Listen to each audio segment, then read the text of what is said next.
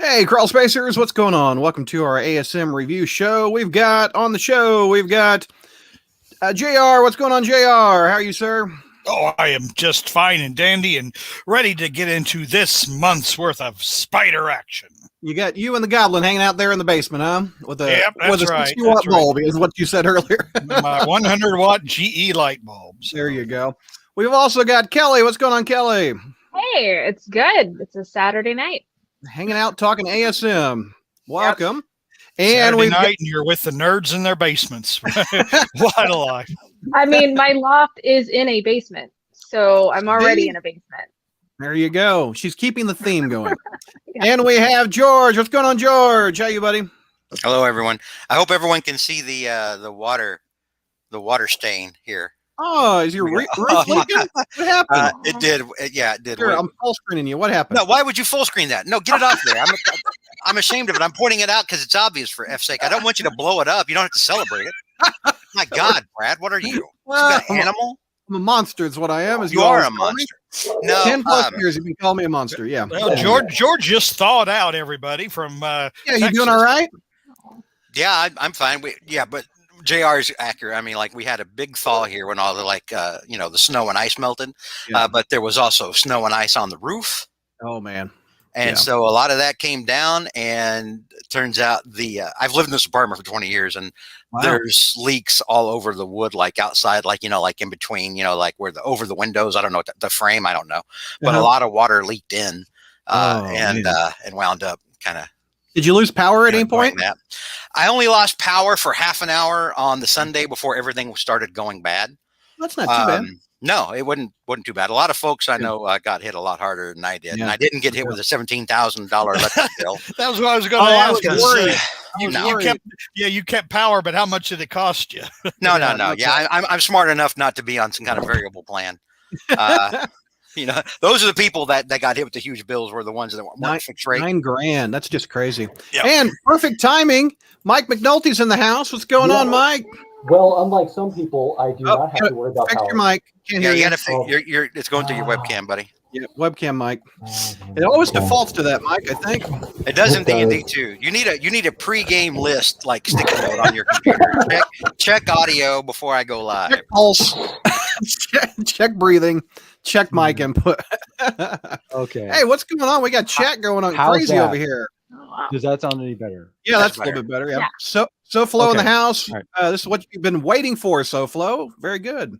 Yeah. He's talking about how the deal with the devil will be over in issue 100. So what? 40 more issues? 40 more issues, and it will take probably like 8 more years. Oh man. Hornacek in the house. Hornacek, do you have a new handle on the message board? Because you're quoting old shows. You're doing, which I love, by the way. But I think it says Oscorn is real, or if it's an Oscorn handle. Either that, or you've cloned yourself, and there's someone hitting you up on your shtick. So I don't know. But he can't wait for the inevitable Doctor Strange Mephisto spinoff where they're forced to live together, a la the old couple. The odd couple, not old couple. You and JR are the old couple. Wow, really? You're not that much younger than I am, Jomo. I just turned 46 this month. Yeah, that's what I'm saying. You're not that much younger than I am. I remember 46. Yeah, I was still full of hopes and dreams. Yeah. Matt Like way in my rear view mirror, 46 is, and 60 is coming up. oh wow. Let's see. Bruce, we got Bruce. What's going on, Bruce? How are you, buddy? And that's a name I don't recognize. Bruce is our big Spider-Man collector. He's the newest member of the staff, JR. Oh, well, I guess that's why I didn't recognize his name. JR, I'm glad you're in tune with what's going on. Finger on the pulse of boom. That's JR right there. You can that crawl space. Man, Vinkman in the house. What's going on, man? This is night 2 for Vinkman. I appreciate you coming in. Mm-hmm. He put up with some awful spider satellites, Kelly, didn't he? Namor. I've already stated off the Discord, if we have to talk about Namor one more time, I need alcohol.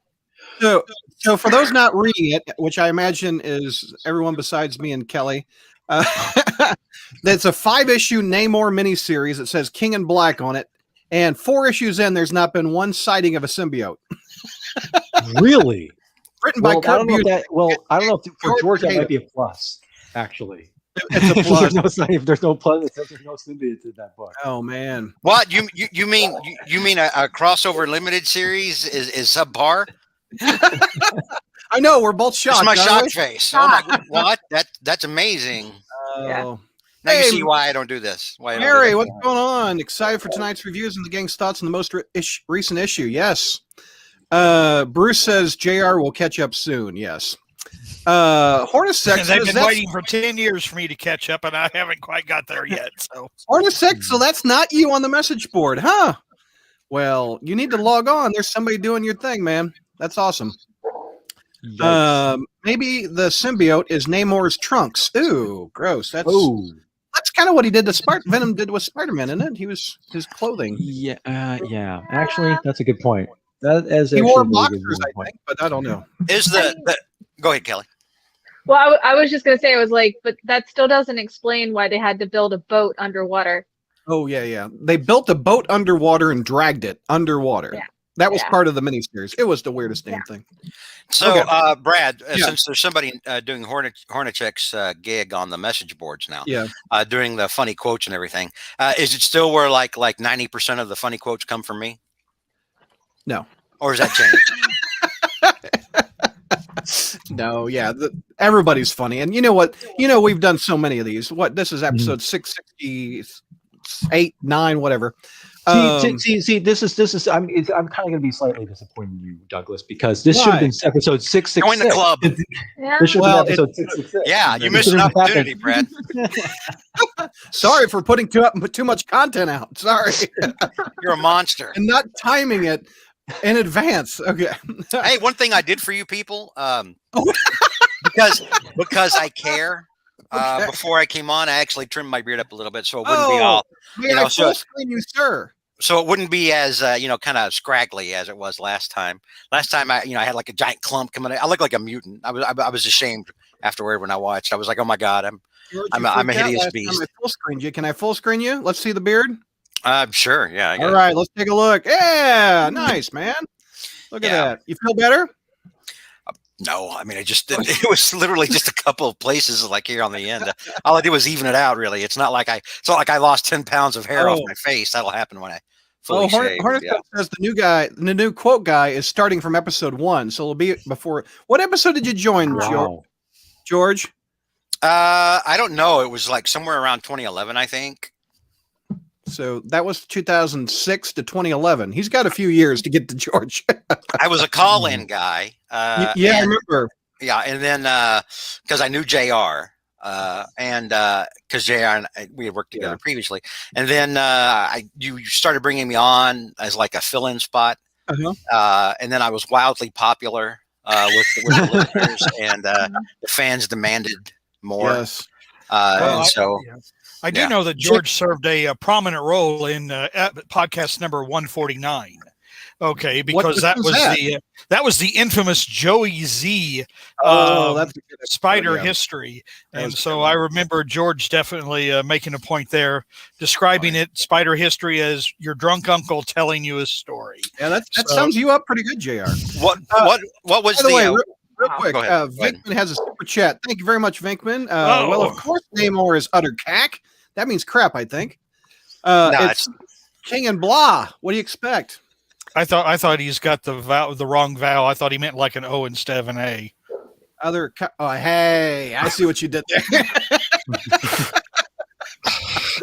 There you go. Thank you, Vinkman. I appreciate it. Let's see. Hobby's in the house. Hobby put up with those bad Namor tie-ins last night, Kelly. Mm-hmm. Or Yeah, guy. and then he bolted when I was ready for my stuff. Yeah, Hobby did a whole bunch of reviews.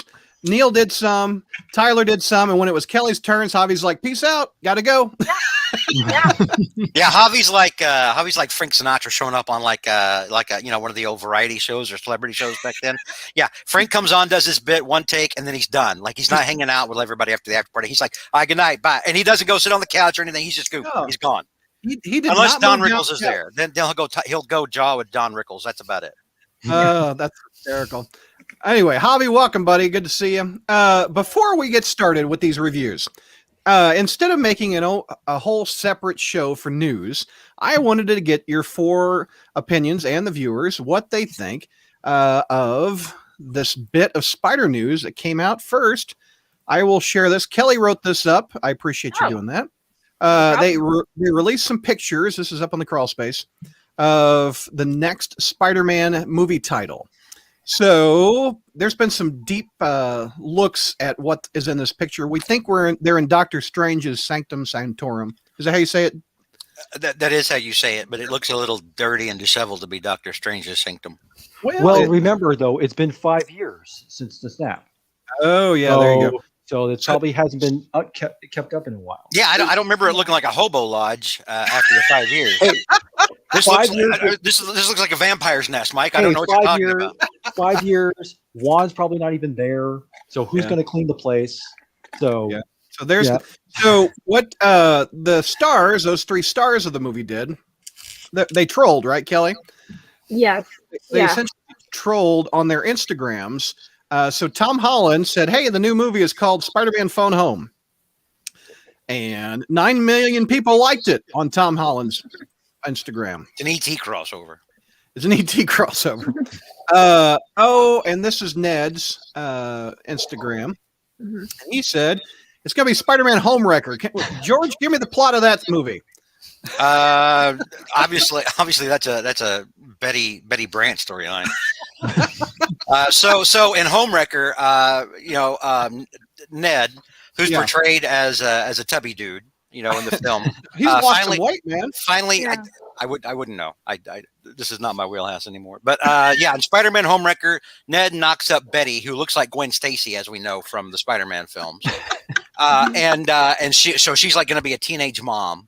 Oh wow! Right? And then Spider-Man and her wound up. They wind up connecting. And then he's like, "Ned, I'm so sorry, but I love Betty, and Betty wants to be with me now." And Ned was like, "How could you? How could you? You are a homewrecker." That would have been the plot of Spider-Man Homewrecker. Ned knocks up teenage Betty. Don't forget that Ned will become the Hobgoblin.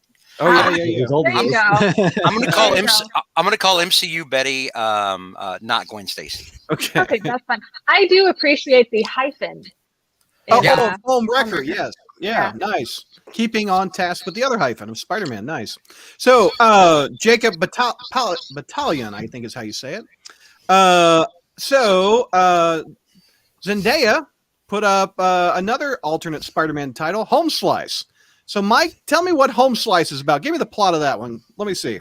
Well, you see, the thing is, it's basically a bunch of pizza places get robbed. Yeah, there you go. And basically, it's basically perpetrated by the debut, the MCU debut of the Spot, who basically, because after all, we've been hearing some rumors about how there's this cross-dimensional visual stuff going on, right? Yeah. So maybe this Spot comes from an alternate universe, and that's how he's one of the key integral members of the Sinister Six that basically gets all these people from different universes like this. I've been yelling for the Spot for years. Yeah. Yeah, and basically, and it turns out his powers are fueled by pizza, basically, kind of like the Ninja Turtles do. So at some point, Tom Holland has to yell, "It's pizza time, Spot!" Yep. Yeah, there you go. Yep. Oh, and Kelly, that's interestingly enough, there's a little spoiler scene that scene from Spider-Man 2 where Spider-Man is basically delivering the pizza boxes. That's how he gets sucked into the Tom Holland universe. Ah, there you go. It turns out like the boss villain of this whole thing is going to wind up being Emily DeShaniel from Spider-Man 2. Remember the pizza, and she wouldn't pay for it. Turns out she's going to be a member of the TVA. That's how all this happens. So Zendaya got 5 million likes on that thing. Kelly, what's the plot of ET Phone Home? Sorry, Spider-Man Phone Home. I had one job. You said it. It's really an ET sequel. Secretly, Steven Spielberg wrote it, and there you go. Nice. So these came out a day before the actual title came out. And the actual title is, let me fast forward. Oh, let's see. Spider-Man Home Alone, guest starring Macaulay Culkin. I'm surprised it wasn't Spider-Man 3 White Bread. Electric Boogaloo. Okay, so it is Spider-Man No Way Home. JR, your reaction to this title, No Way Home. No way excited. Why? No way am I excited. That's a dumbass title. Why? That's a boring title. Plus none of the pictures do it for me or whatever. Plus I'll wait to even see if we're allowed to go to the movie theaters in December. I bet it shows up on Disney Plus or something. Well, that means quality if you go by what WandaVision's about. So anyway, I might be interested in I might be interested if Catherine Hahn guest stars though. Isn't she awesome? Oh my God! gosh. I just love Catherine Hahn. I want her in every damn thing now. I know. Kelly, didn't you put on your Facebook that you made that your ringtone, that song? Yes. Agatha. Yeah. Oh. Agatha all along. Yeah. What is that a riff? Is that like the Munsters riff? Yes. Are they going off the Yeah. Munsters? Yes, like that? they are. Like that font was straight out of the Munsters. Oh, that's so clever. Real quick. Yeah. Real quick. I don't want to disrupt you or disarm, interrupt your flow, but I can already tell you're about to jump to something else very quickly and then forget all of this happened. Okay. My preferred title for Spider-Man 3 and what might have gotten me into the theater Okay. is Do You See This Shit, Applejack? What is that from? That's from the meme of, the old Spider-Man 60s cartoon meme of Spider-Man and My Little Pony's Applejack looking over the side of a building. No, Obviously, what is some sort of shenanigans or crime happening, and Wow. Spider-Man's looking down and saying, "Do you see this shit, Applejack?" And Applejack has a look on Applejack's face like, "I see the shit. We should probably stop it." One of my favorite Spider memes, and I'm not even a brony. Oh my gosh. Vinkman, thank you again for the super chat. He likes Spider-Man Go Home, You're Drunk. That would be a better title. I actually came up with a few alternate titles like Spider-Man Homeless, Spider-Man Ain't Got No Home, Spider-Man Home Equity Loan. Spider-Man Home Equity Loan. Go home, Mike. You're drunk. Go Home, Mike, You're Drunk. That's pretty good too. I like that one. And Vinkman, thank you again. You gave us a definition. CAC is the British equivalent of crap. There we go. Wait a minute. This is an American show. Why are we using British slang? We have a No. diversified No. audience, It's JR. an international show. 2021. Do British people like ABBA or not? I forget. Yes, everyone does. It's universal, especially folks Wow. in Sweden, which we confirmed on the show. Right. Oh, okay. Chat's blowing up. Citros, Spider History is the best. Oh, look at that. Wow. It's okay. And so are you, Cithros. So are you. let's not get carried away. Heroing says they're excited to hear everybody's thoughts on these issue. Welcome, Higher Volume. He's a new fan of the channel, and oh boy, you guys always make my week. So awesome, Higher thank Volume. you. That's really Thank you nice. very much. Thank you. I'm not sure what that says for your week, but anyway. Javi says this title doesn't move the needle for me. I'm interested in the theory that the color of the fake names was hinting at the Green Goblin. Suck at JR. Now, Javi, everybody knows that Marvel Team Up is Suck at JR. All right. All right, get it straight there, boy. SoFlo says Zendaya has red hair. Really? I didn't notice that. No, that doesn't look like red hair.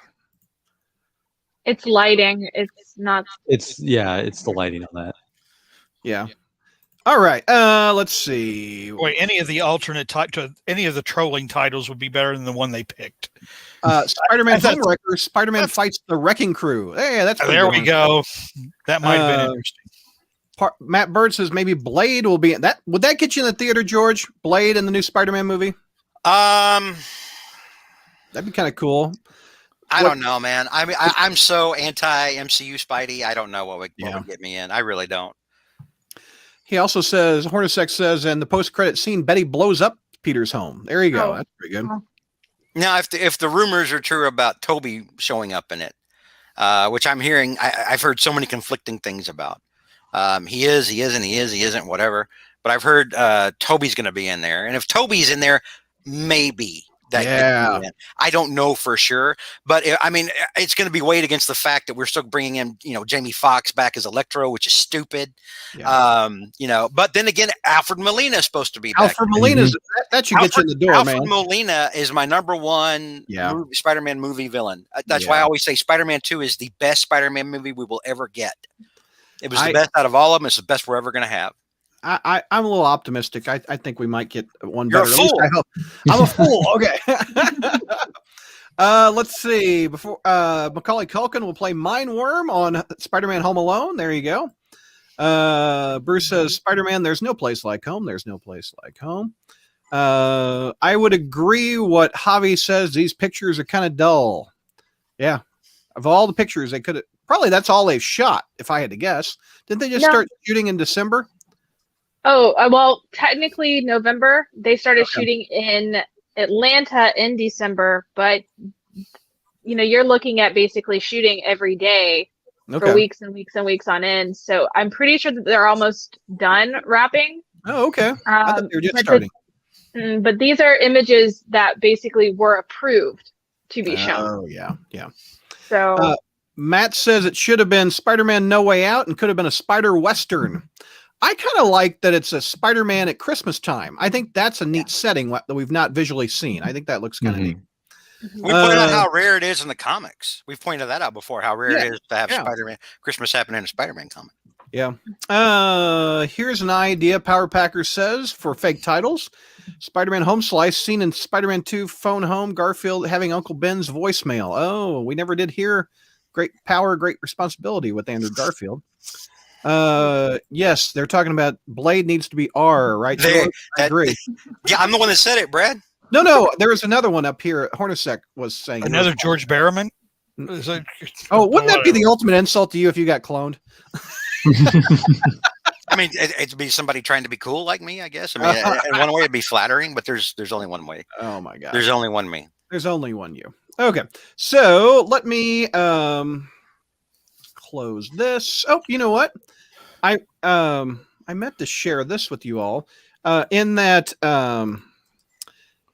little video that they had on social media, there was a bulletin board of alternate Spider-Man titles, so we can take a look at that.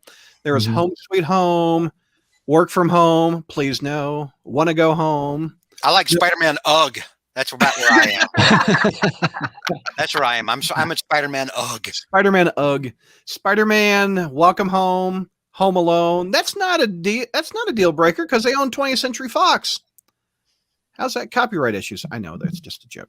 Far From Home, we already did it. Spider-Man webcamming, keep it PG. Because Sony doesn't own it. Yeah. Yes. Yeah.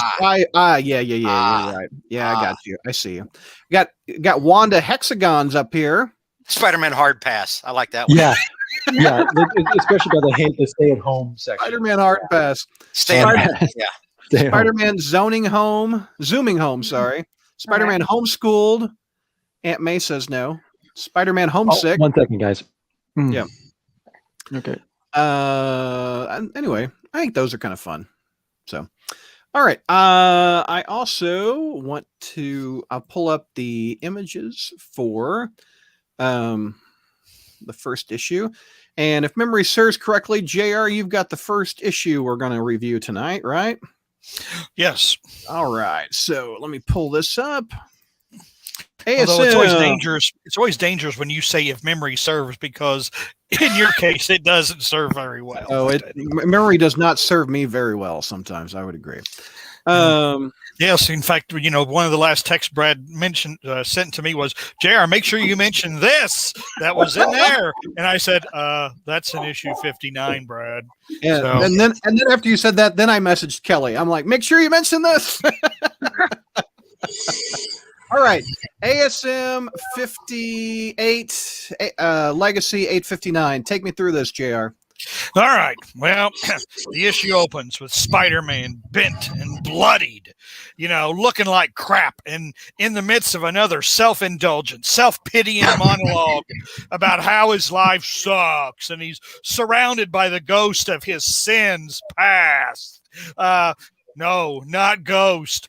Demons.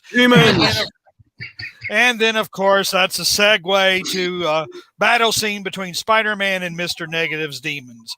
But before that bloodletting can begin, we switch back to an earlier conversation between Aunt May and a disheveled Martin Lee at the Feast Center, who I guess isn't the real Martin Lee, but I would have had to read some other stupid-ass miniseries to have understood that, which I was not about to do, so screw it. So we switch again to Aunt May and a disheveled Martin Lee at the Feast Center, where Lee is mumbling, and Aunt May is telling him he needs to engage in 2 pages of exposition in order to explain how he got there in that condition, which he does. Sin eater, blah, blah. Sins expunged, blah, blah. Sins come back, blah, blah. Sins expunged again, blah, blah. You know. That would be the new title for the Spider-Man movie. Spider-Man blah, blah. Spider-Man blah, blah, Spider-Man sponge. So Martin stumbles to the Feast Center, and here we are with the demons about to attack the Feast Center, which will lead into where our story actually began. But we're not done dilly-dallying in the past, where we see Peter drop into the Osborn pad and chat up with psycho bitch Liz Allen. Why Peter even bothers to be friendly to Liz after the events of the Byrne Mackey run in Amazing Spider-Man Volume 2, number 18. Wait a minute, what did she do to him? Refresh me. She basically, wait, Brad, that was in podcast number. I know I was on it, but what did she do? Refresh me. Well, she walked by. Basically, she said, oh, Peter, I don't want to be around you because you have this stench of death around you. Everybody who gets around you dies. F you. It's like you might have been making that last part up, but okay, I do remember he was home. Peter was homeless in the early 2000s. Okay. Real quick on a side note, Brad. Every time you say "refresh me," it makes me think of like someone like wiping your face with a Kentucky Fried Chicken wet nap.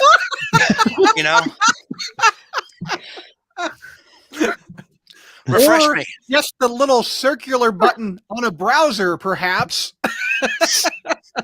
There you go. No, wet nap. Wet nap. All right, man. So anyway, I don't know why Peter would even bother being friendly to Liz after she treated him like that. But then again, he's probably really not there to be, for on a social occasion. He's really there to see if she's aware of that Harry got his tickets punched for a few more trips on the crazy train. And of course, she isn't aware because Liz Allen is a clueless dingbat, just like Gwen Stacy was often unfortunately written as. And she doesn't realize that Harry has taken up certain extracurricular activities again and refuses to believe that he's currently in a big black box of a plot device from an universally loathed Nick Spencer miniseries. Except little Normie walks in and tells Mom to get a big heaping dose of reality and shows that Harry has the Green Goblin arsenal all polished up and ready to take flight. Okay. That doesn't seem right to Peter. Peter's thinking, last time I saw Harry, he was actually digging back into the old Bill Mantlo era carrion with all the bandages and the decay and the scent of death thing, minus the giant centipedes, of course. So I don't know. But before he can reason this out too much, there's a knock at the door. And finally, it's our hero, Norman Osborn, making a social call. Except neither Liz nor Peter take too kindly to this visit, as Liz accuses Norman of being the one to turn Harry back to the dark side. And then Peter says, yeah, and by the way, what the hell happened to your hair? Why is it no longer red? Where's the cornrows? And what's going on with you? What's going on with your... That proves, JR, that this Norman Osborn is now a good guy, because without those cornrows, that's a good sign that he is now reformed. Yeah, this ain't the real Norman, And besides, Norman, what's going on with your eyebrows? And, and Norman says, well, that's funny coming from you, Peter, considering you obviously stole Ben Shapiro's eyebrows. Jeez. So... Show the pictures. I don't have the Ben Shapiro, Peter Parker art. Anyway, art criticism aside, Norman is actually there to warn Peter about an impending attack upon the Feast Center, where dear old Aunt May works, because that's just the kind of caring person that Norman Osborn is. Although, to be honest, I don't know if it's Norman Osborn warning Peter in that panel or if it's Biff Tannen, because it sure as hell does not look like Norman Osborn. So anyway, so Peter says, Liz, I gotta go. Don't notice whatever. But anyway, so the demon, we go to the feast center, the demons break in, Spider-Man shows up to save the day and begins pummeling demon ass. Well, the scene switches to Ravencroft, where the Kingpin is reminiscing with Kindred about the first time they met, deep within the French catacombs. Kindred spurned the Kingpin's pleas. Ooh la la. Yeah. Yeah, what a place for a first date, huh? Kind of reminds me of my first date with my wife. It was kind of like the scent of death was all around. But anyway, I digress. How was your Valentine's Day, JR? The scent of death and hopelessness and no way out. That's what anyway. I'm going to get married real soon. But the Kingpin and Kindred's revelry is interrupted by one of Mr. Negative's demons presenting an offer to the Kingpin, because Mr. Negative knows what the Kingpin wants. And for that, he's going to need more than just the tablet of life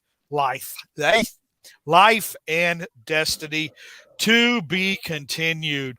All right. Ooh, what a dull ending. What a dull book. What a C-. A C-. Okay. Oh man, this was Kelly. What's your grade on it? Well, I don't know. Wouldn't give it a C. I would say it's maybe a B-. Okay. But I like Normie, so yeah. George, what's your grade? We got C-, B-. I'm just going to give it a flat C. C. Okay, Mike. I agree with Kelly. This is more of a B-. And a confession time. I didn't remember much of this book except for the Normie scene and the Kindred thing. Yeah. This I would agree is very forgettable. I would also give it a C. Mm-hmm. JR, but before we go, we got Vinkman is piling on and insulting me. Wow. Glad you were just on that episode of Spider History. Thanks for the super chat insult, by the way. I like that. When you talked about Liz, you really are the forgetful Jones of the crawl space. I think everyone would agree on that. But thanks, Vinkman. I don't think there's any debate. No, there's no debate on that. Spidey kicks demonbutt.com. Coming soon from JR. Michael Reed wants to know why JR is finding chicks in the graveyard. Well, like I said, it was just I knew that my life was coming to an end when I met the woman I was soon to marry. So it's death and graves. It's kind of symbolic for marriage. Hold a sec. Pay money and Brad will read your insults about it. Yeah. Hobby wants to know, George, what's the lowest grade you've ever given a Spencer issue? Is this it? I think I might have given something a D. I can't remember. I think I might have given. Actually, I think I might have given an F before, but at the same time, it seems like I've given a D or an F before. But at the same time, I think I didn't attribute it to Spencer. Yeah, I think you attribute it more to the editors. I attribute it to the editors. Yeah. Yeah. I remember what it was. I think it was the issue. It was a LR book where it was a Spider Friends. Yeah. That was a recent one. So. And but I remember I didn't attribute that fail to. I didn't put that on Spencer so much as I put it on editorial. Yeah. Mm-hmm. Okay, JR, start us off with the pros, please. Wow. Ben Shapiro eyebrows, possibly? I don't. No, that's in the cons. Okay. Well, I liked the line when Norman said, "I'm working for the Kingpin," and Peter said, "Yeah, it's my LinkedIn of nightmares." I thought that was pretty good. I don't know. I just got. Here's the thing. I don't mind some of the mysteries. I kind of like the mystery of it's like the whole. Harry's goblin glider being polished up and ready to go. And, but it's just, like I said, it's taken us so long to get here. It's kind of hard to appreciate these little moments. In the But there really wasn't that much to like about it. Really, it was a pretty forgettable issue. I think. By the way, go ahead, Mike. Mike. Oh, I was going to say that the one thing about that is that there is a little bit of a continuity nod in this issue about regarding Normie finding his Harry's Goblin stash, because it turns out that there was actually a one-shot of Web of Venom one-shot in which Normie and Eddie Brock's son, is it Dylan? Yeah. Dylan. Okay, and they team up and basically like they can all talk about, hey, my dad's crazier than your dad and all that stuff. Well, it turns out the code that Normie puts in is actually his birthday, because he finds that stash in that one shot issue. So this is actually the code to get into the Goblin lair. Yep. And get into his computer, it's password, I bet. Well, yeah, it's more like whatever Normie's birthday is or whatever it is. But so the whole thing is there. It is kind of calling back to, because initially I kind of thought that this is Normie's stuff and he's just trying to frame his dad. But then at the same time, they do give an explanation that say that Harry kind of keeps this Goblin stuff around because deep down he still kind of wants to be the Green Goblin and still kind of obsessed with carrying on his dad's legacy and everything. But at the same time, it kind of doesn't fit with what we already know, like Peter's right to be suspicious. And it kind of goes back to that whole idea that maybe, there's that whole there's two Harrys thing, like one's already dead and whoever this Kindred Harry is, he's Kindred and stuff. So it's kind of a neat little. What was your grade on it, Mike? Again, was it a B? It was a B minus. It was a B minus. Yeah. Give some pros, and then Kelly, you give some pros too, because you guys had the highest grades. I think. Well, that was one of the things I did like. Kind of the scene there about how we are kind of getting some. He is. I mean, it's very slow, but we did get a little bit some hints there about confirmation about stuff like about the Kingpin saying that, that he's trying to get Kindred. He went to Kindred because he thought Kindred could help bring his wife back and stuff like that. But other than that, it's more like the very slow, there's small little nuggets there. But again, it's coming in really, Spencer's taking his time feeding us little morsels and crumb bits until a certain issue that we'll get to later. Kelly, what's your pros? What do you like about it? I mean, kind of the same as Mike. Is just it's the little things. It's the little continuity tie-ins. It's the fact that everything still flows really well, that I don't really want to give it a C, but it is kind of a slow issue. Yeah.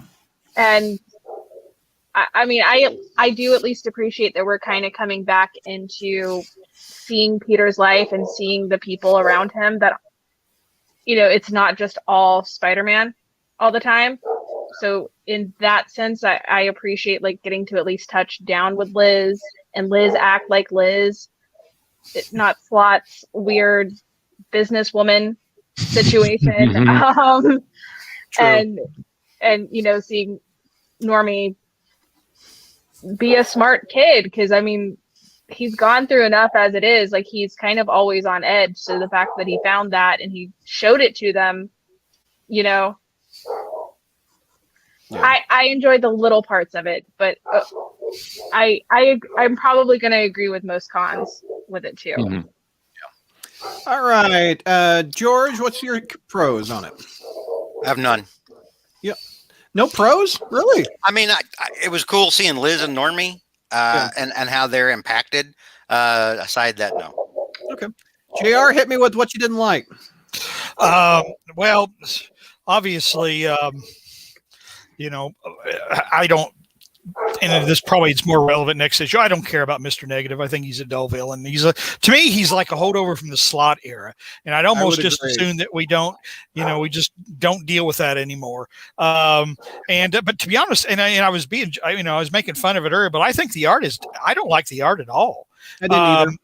Peter looks weird. I mean, other than, and honestly, I mean, come on. I don't know if you can, I can't really, it's like, look at those eyebrows on Peter. They're huge. They're like big black caterpillars. And Norman doesn't look like Norman. I mean, it's like, where's that one in Norman? Oh yeah, here's the one in Norman. It's like, I mean, that doesn't look like Norman at all. You know, it's doesn't. so yeah. The art was a big. Other than I did like the Spider-Man though. I just kind of liked how. I don't know. I thought his Spider-Man looked good, but the rest of the art was very right. poor. No, not at all. Yeah. Javi and I want to know who let the dogs out. Who's got a dog barking? My dog Sorry, has been dead for 10 years, so it ain't mine. Your dog died. No, it's probably my roommates. I was trying to like turn the mute on, but since I'm on my mobile right now, it has, like it did with satellites, it's frozen. Oh yeah. So I can't mute myself, and I apologize, guys. Here, I can mute you. Hold on. Here. There. Anyway, I want to Welcome to my world, Kelly. since we're on cons, Brad. yeah. Hit me. I want to echo Jr. Really, this is my overwhelming problem with the issue, with both this issue and the next issue. We need to stop using crappy slot people. Just period. Marvel editorial, Spencer, if you're listening to us, please, for the love of God, I'm imploring you. I am praying. I am pleading. Please stop using slot characters. They're not interesting. No one cares about them. They are no. I mean, I'm sure there are. You're right. I'm sure there's some people that do care about them.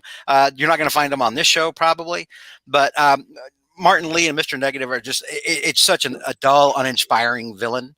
And if you wanted to bring in, Liz and Normie, and into a kind of a soul searching family impact kind of a way, bring in the Molten Man, bring in Mark Raxton, or something like that. Or there's other ways to do it with far better characters.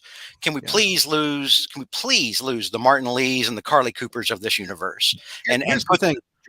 What? That villain, and I know you didn't play the video game, but he is one of the main villains of the video game, which sold a lot more comics than ever sold last year of a Spider-Man. Look So at all that look at all the craps I don't give, Brad. They're I know falling. you don't. Well, I have seen that video game because I've got a teenager who's played it many times. Right. And trust me, Mr. Negative was not who sold all those comic books or whatever. So You mean the video game? But the exposure of that villain has impacted the Spider community more than comic books. No. I mean, a lot of people have seen that villain. No. Why? It's still a dumbass, boring villain. I'm not saying if it's pro or con. I'm saying he's out there. Nothing.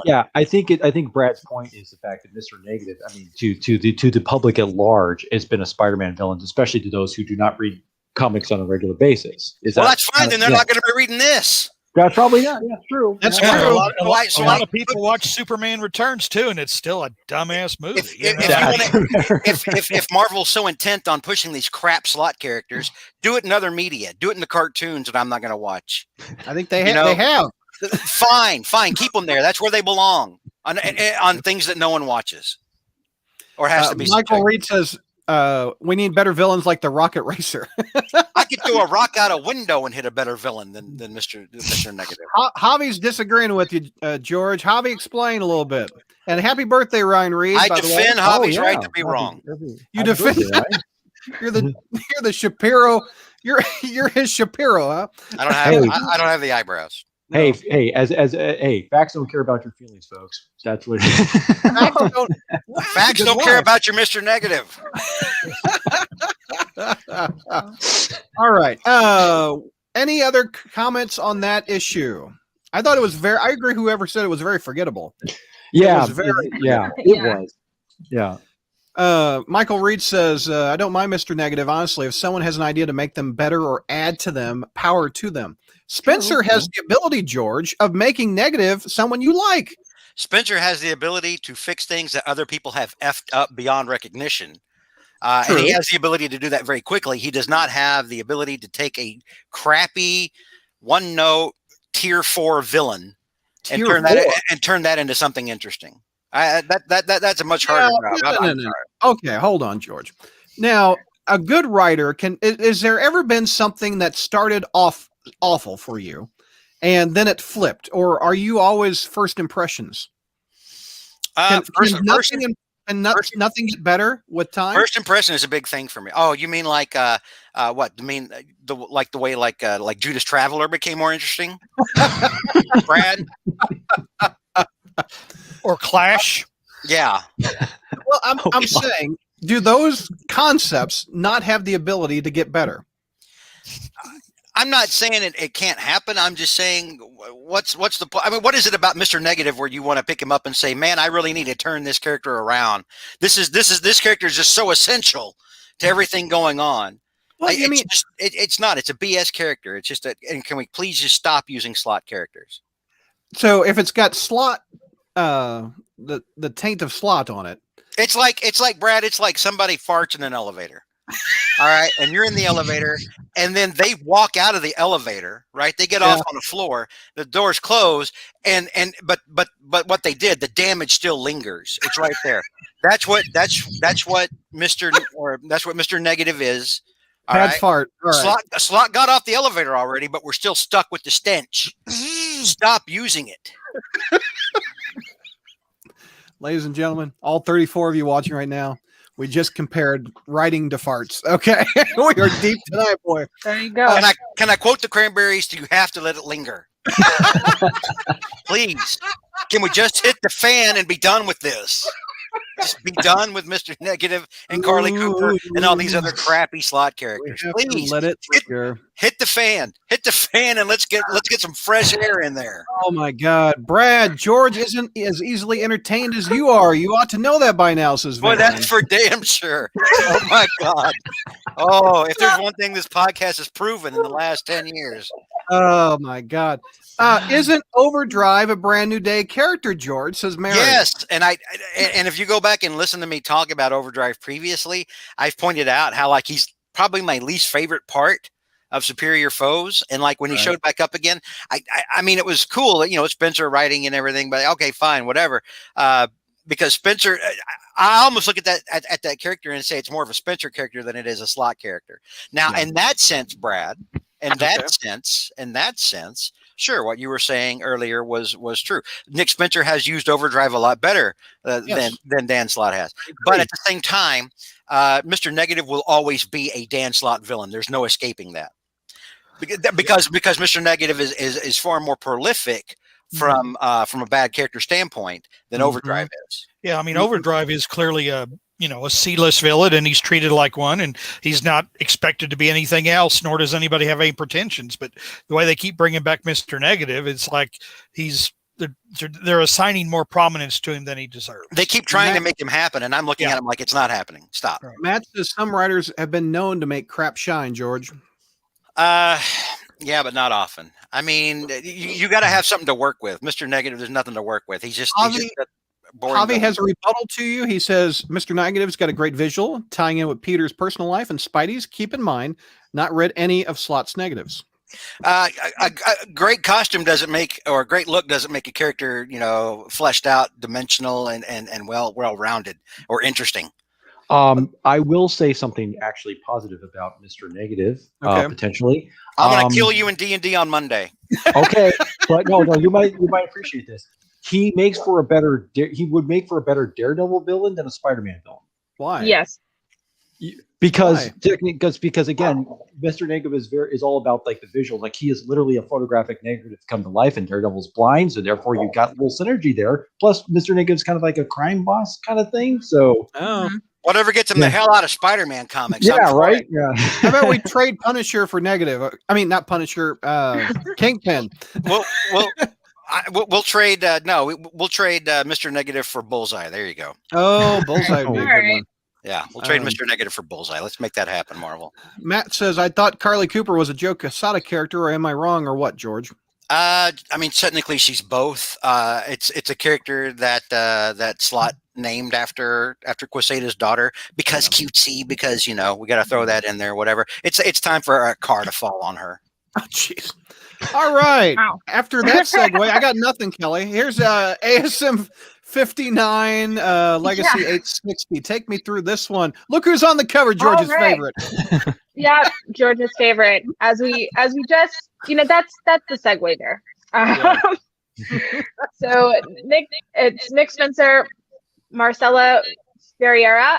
So Martin Lee explains his origins, how he stole his civilian name from a man he murdered before he was ever Mr. Negative. He explains that Mr. Negative, even without him, is still just as much a part of him as because who is he without his sins? They've defined his life. We see Norman trying to get Liz to come out of the room she locked herself in. So yay, we finally have Liz acting like Liz again. Yeah. Which means locking herself in a room and screaming. He's asked Liz and Normie to come see Kindred. We cut Oh. Have we the lost demon Kelly? crew. There There she she is. is. There she is. All right. Okay, I'm back. Cool. Yeah, you're Yep. back. You're back. Yay. All right. So we cut back to May and Martin crawling into the crawl space to hide. Where from did they the go? demon. Where'd The they go? crawl space. The first mention of crawl space right there in caps, right? It's in caps. Yeah. Well, it's bolded.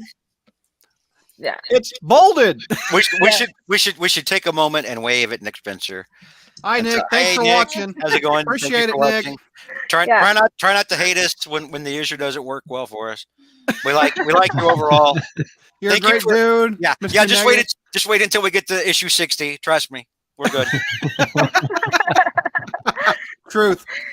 All right. So they crawl into the crawl space that is under the utility room closet as the demon crew, whatever Mr. Negative's crew is called right now, is fighting Spider-Man right outside. And Peter kind of monologues in his head for a bit as he fights Mr. Negative's gang, questioning just everything over Harry and never being much for prayers. But at this point, he's so tired of whatever is going on that he just wants this thing with Harry to be over.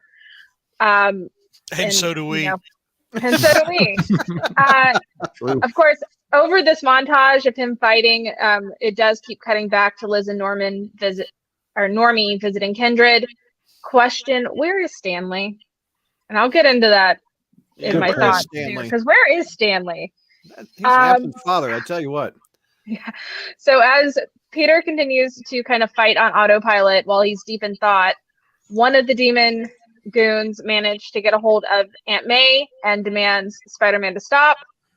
So as they're yelling at each other, Martin basically just says, you know what? I give myself over to you guys. I don't want to be defined by my sins. So I'm immediately going to walk out there and immediately have this demon come into me and become Mr. Negative again. Because that makes, that's how you're not defined by your sins. Yeah. by becoming your biggest sin.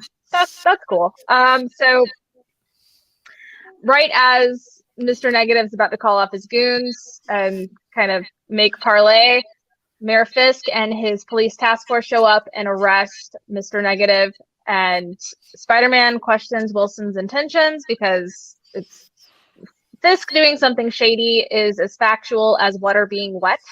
Yeah. True. True. Like that. So That's good. Fisk threatens the shelter to get Spider-Man to back off questioning, and Mr. Negative and him take off, whispering the Negative that he hopes that he has what he's been looking for.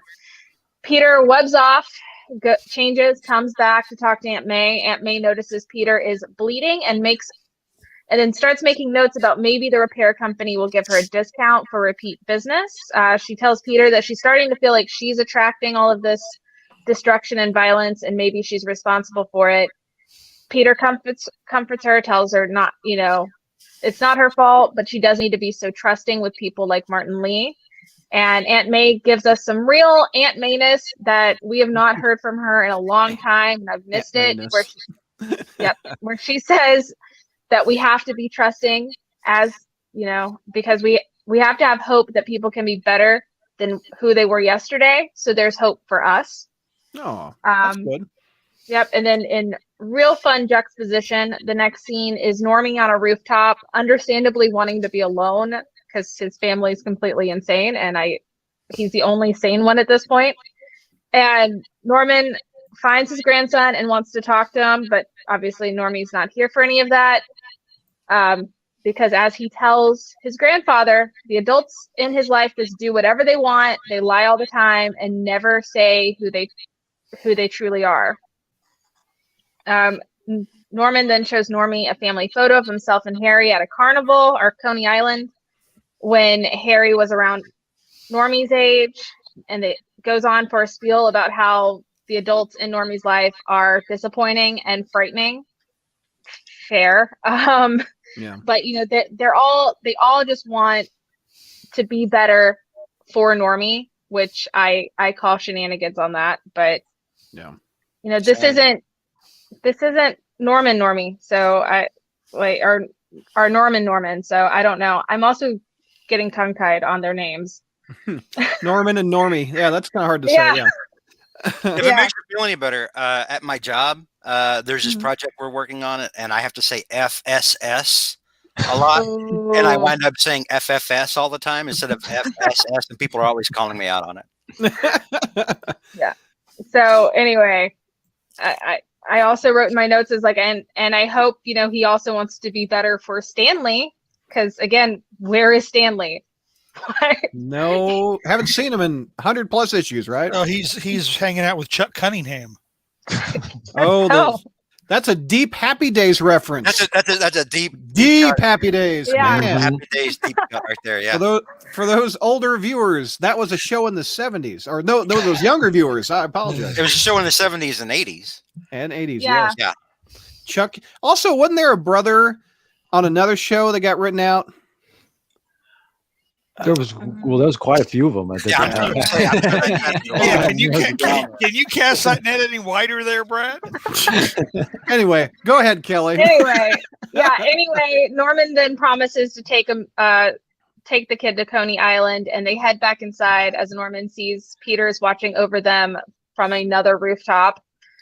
And now for the fun part, because I did enjoy this part. So back at the mayor's office, Fisk and Negative are talking about giving Fisk the tablet of death and entropy, advising that if someone has both tablets, this one and the tablet of life and destiny, that a man could have the power of resurrection.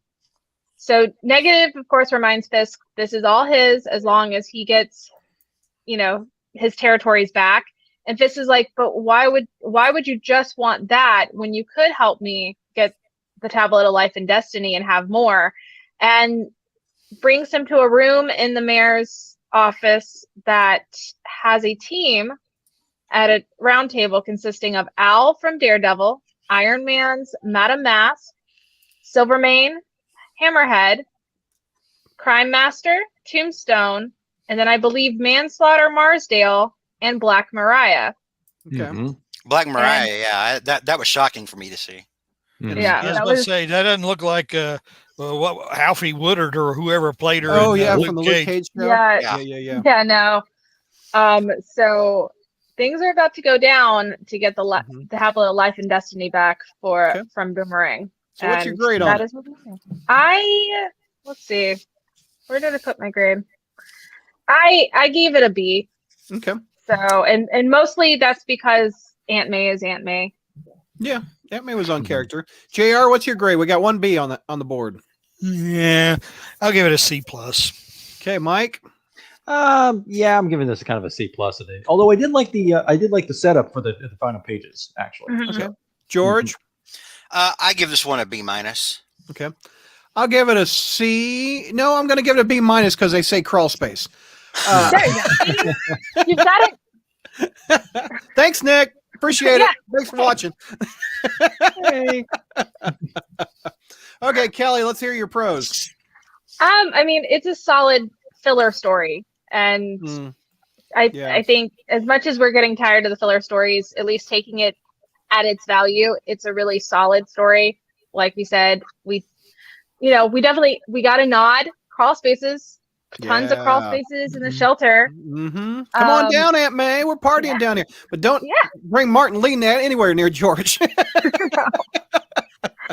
I'll knock a bitch out. There you go.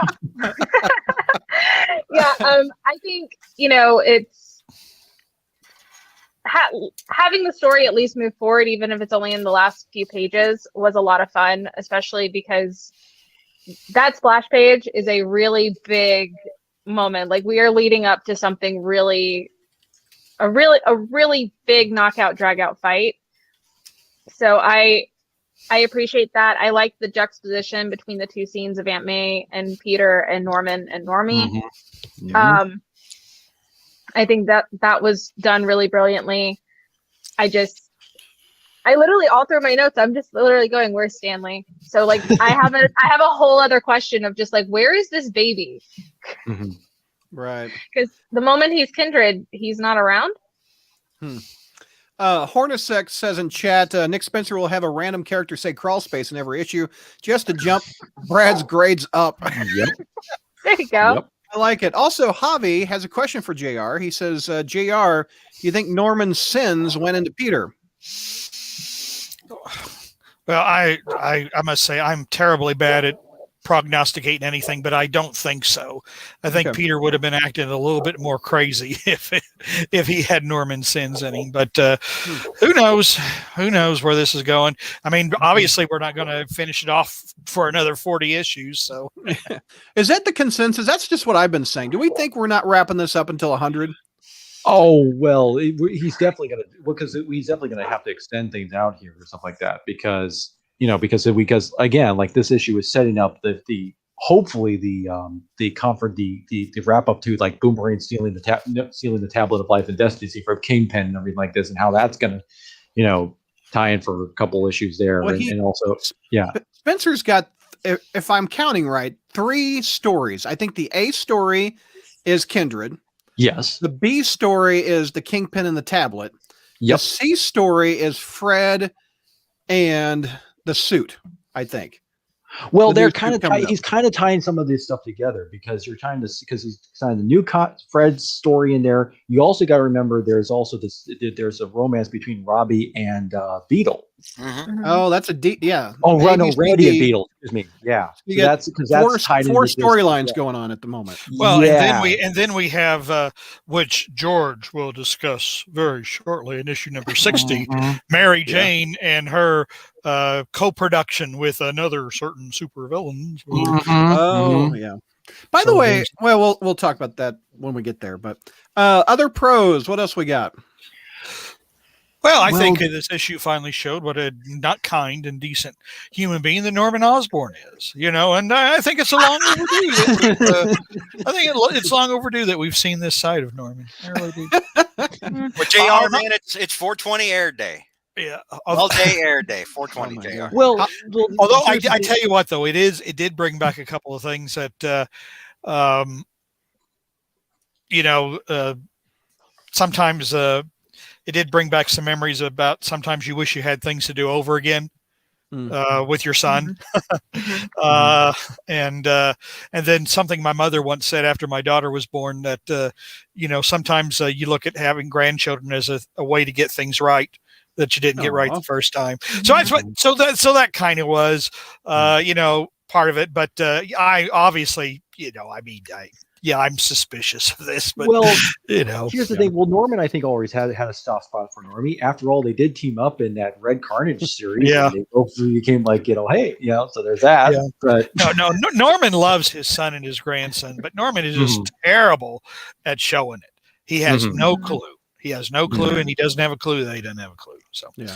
but no, I actually did. I agree with Kelly. That was actually a good scene. You could almost. There's part of Norman I think that would really like to change things, but he's but he can't. He can't. He's too far gone. Yeah.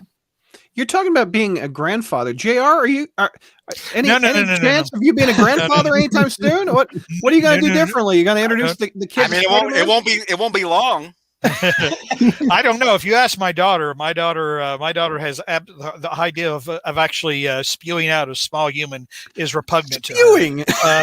Chaos finds a way, Fettinger. Oh God, I hope not. She is in a very serious relationship, Oh, but Dad, don't talk about me on the internet. But I told her that she could not marry until I die. You know, Oh. There you go. Wow. So you're not stuck with the bill? So in about 2 years. No, just yeah, kidding. no. It's like no. I mean, she's my little girl. You know, Ebenezer I mean, Fettinger. Don't, I mean, don't you get know, me with the bill. Kelly, aren't you still somebody's little girl? No matter how old you get. I mean, I guess so, but me and my dad don't work like that. We've always been independent of each other. I'm not a daddy's girl. I'm more of the I'm gonna do things on my own. And Yeah, but That's just- I mean, if that's I just- remember, Kelly, your dad's a cop, isn't he? yes. Okay, so that Oh, there you all the go. boys are Wonder. scared, aren't they? Yeah, Well, there's that too. it's not even a cop. It was an investigator for the state. Oh, he'll murder them and they'll never find him, evidently. It was like a dark turn. It did. Wow. Anyway, Yeah, okay. but I mean, you know, Spencer's. There's a lot of things I wish I'd done differently Yeah. with my son. I just, you know, so I can kind of relate to that. You know, I can kind of relate to that. You know, wishing you had another chance. But that was probably the only part of it, you know, that I really liked because, again, there wasn't really much meat on this story. Mary has a question for you, JR. Did you notice the scene where Aunt May questions Peter's bleeding? Does this add further Don't take credit an to your theory that she already knows? Yeah, it kind of occurred to me that she Yeah, knows. same. The thing is, though, her face started melting again, so I don't know if this is the real Aunt May. That's You the know, I artist's mean, problem. yeah. That last scene or whatever, it was kind of like, oh, some of the good old Eric Larson, Aunt May, Oh, yeah. Crypt Keeper type art. Power Yeah. Packers. Wow, we learn something new about the panel every day. We really do. We really do. Hornacek says, will the video be shown on Dateline NBC about JR's daughter's boyfriend killing him so he can get married? Yes, next Oh. Friday. That'll be a Dateline special. Oh, We'll stream no. it here on the Crawl Space. Trust me, the way I feel at times, I'll probably let him in the door. Aunt May is Clayface, says Hornacek. Okay, cons. Kelly, it's your Well, book. I didn't get to give my Oh, I'm sorry. One Yeah, more no- pro out of yeah, George, yeah. sorry. Kelly, go ahead. No. No, George. What's your pros? Or do you have them? I was Yeah, going to go no, to Kelly I- for cons. Let's I do have pros. Yeah, let me hear it. I have pros. I have them. So I did like that we got a little deeper into Normie, and it made me feel bad for the kid. Yeah. You know, it really did make me feel bad. You are literally, and number one, your mother's worthless. Number two, Oh, I'm sorry, Liz is crap. She is. She is. Number two, all right. You know, your granddad's insane. Your dad's insane because of your granddad. You literally have no one regular in your family. That's Mhm. true. Mhm. And That's I true. feel terrible for this kid. Like when the kid was sitting there on the roof, he was like, I just want to be alone.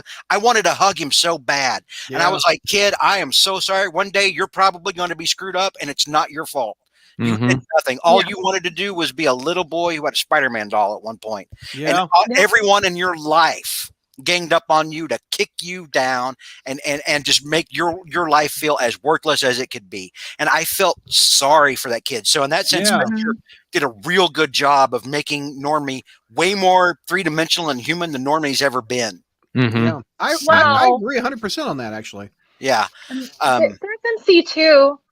But No, yes. Well, MC2 is that was like a more grown up Normie, and not and Yeah. he still wanted to be in a villain, you Yeah. know. And honestly, I mean, that's probably we all know that's probably in the cards. That crazy Yeah. gene is in the family. But I just wanted to hug the little kid so hard, Yeah. Mhm. and I felt so bad for this kid, and that's a testament to Spencer's writing. Mhm. You know would what? give you And that. I even give though you the that. closest thing to a normal man in his life, theoretically, Uncle Peter is so thoroughly screwed up too that Mhm. you know he's too really in a way Peter's too self indulgent and you know to help the kid out either. Even his uncle's a villain. Yeah, oh, so Mark as far as- Braxton. as far Even Yeah. his uncle's a villain. This Yeah. kid Uncle's has a villain, nowhere too. to turn to. Why is the That's state right. not coming and taking this kid away? Why has he not been put into foster He needs care? child services. Poor Normie. Oh my man. Here's a And I- question. I don't remember. Is Peter the godfather of Normie? I think he believe is. he is. So, yeah. Yeah. He is. So he's kind of. Where's his responsibility for this kid not screwing up? Well, now Peter did. There are times when like Norman starts talking about Normie, and if you notice, Peter starts to twist off. Okay. Yeah. Peter is very defensive of Normie. He actually Because is. he's the Oh yeah, Godfather. he Okay. told Yeah. Norman he was going to kill him Yeah, in that yeah. great Yeah. Paul Jenkins story when Norman implied that he might, take out Normie himself, and Peter said, "I'll kill you." Yeah, Yeah. that's Peter's cool. very defensive of good. Good. Yeah. That's cool. But All right. unfortunately, Peter's got so many of his own problems. He's not not going to be much help either. Right. So that's one of my pros. I would all right? I'll give you that. I've never really liked the kid, but you know what? When you phrase it like that, what's there? I mean, everything's up against him not to succeed in Yeah. life. I mean, even the Stern DeFalco years, he was reduced as just a kid with pulling the head off the Pulling Spider-Man. the head off the spider. You know, and I mean, really, that was as deep as he got. Yeah. Yeah. This literally made him three-dimensional and made me feel terrible True. for him. So that's my first pro. My second pro, I did like the Aunt May stuff. There was some great Aunt May stuff, like Kelly referenced. Really good strong Aunt May stuff. I always like that. Number 3, I'm trying to find a good way to say this, but that splash page at the end Mhm. with all of those big names, with all of those heavy hitters, it made me feel a certain way. How about that? I was like, oh, that hit me like a wave. I was like, I am down for this. I want to see. I mean, it's got the owl. The owl is back there, dude. The owl, Silvermane's head, which You I love mean, that. I mean, Silvermane's an interesting villain. I've always liked Silvermane, but Silvermane's head is so much better. It's like he's more effective as just a head. Yeah, But you're doesn't right. he need to be on top of a little car or something? Yeah, that's what I was gonna say. Something, That's a big Dude, line from that scene. One of my favorite moments in comics in the last 20 years was when Spencer wrote Superior Foes, and they put Silvermane's head on the car and then painted him up like Paul Stanley from Kiss. Oh my God. That stuck with me forever. I was like, this is so genius. This is so transcendent. Right? This is that moment where I finally look at comics like literature, which I don't normally. I'm like, I get it now, right? I mean, but all those big names, dude, Tombstone. There's a lot of bad blood in this room, man. Tombstone and Hammerhead and Black Mariah. Wow. I was like, oh my God. I was blown away by that splash. And I want to see half that room curb stomp Mr. Negative into obscurity where he belongs. I mean, really just beat him down like a narc at a biker rally, man. I mean, just hardcore. I want them to hit Martin Lee so hard his grandkids feel it. His Stormy feels All right. it. Yeah. So those are my pros. That's a lot of pros. I'm sad I is. almost skipped over you. I apologize, man. That's Yeah. good. I was going to be heard, by God. I had things to say. Not letting you silence me anymore, Douglas. I apologize. Genie's out the bottle, Brad. You can't put it back in. Genie's out the bottle. All You never right, had a friend Christina like me, Aguilera. Romo. I'm not going to rub you the right way. All right. Blink. Power Packers and several people in chat are with Kelly. Where's Stanley? Where's Waldo and Stanley? What? Yeah. Where the hell's Stanley? Yeah, that's another kid that has zero character development, isn't it? Well, he's Well, an 'cause infant. he's a I mean, baby. he's an Well, infant, dude. That doesn't stop a good writer. Just kidding. Name me, This is Boss Baby. name me one movie that had basically had a great infant character aside from Look Who's Talking. But Full that's- House. Full House. Full House. Sure, okay. Mhm. Yeah. There you go. All right, Kelly, cons. My cons are the artwork completely. I don't know if it's just Marcelo Ferreira with being inked by Maury Hollowell and Andrew Crossley. Like, I don't know if it was because there were two inkers. I don't know if it was just like maybe they just don't really work well with each other. But it looks messy and weird, and like I think George, was it George or JR? One of y'all earlier said, that it looked like her face was melting. There's JR.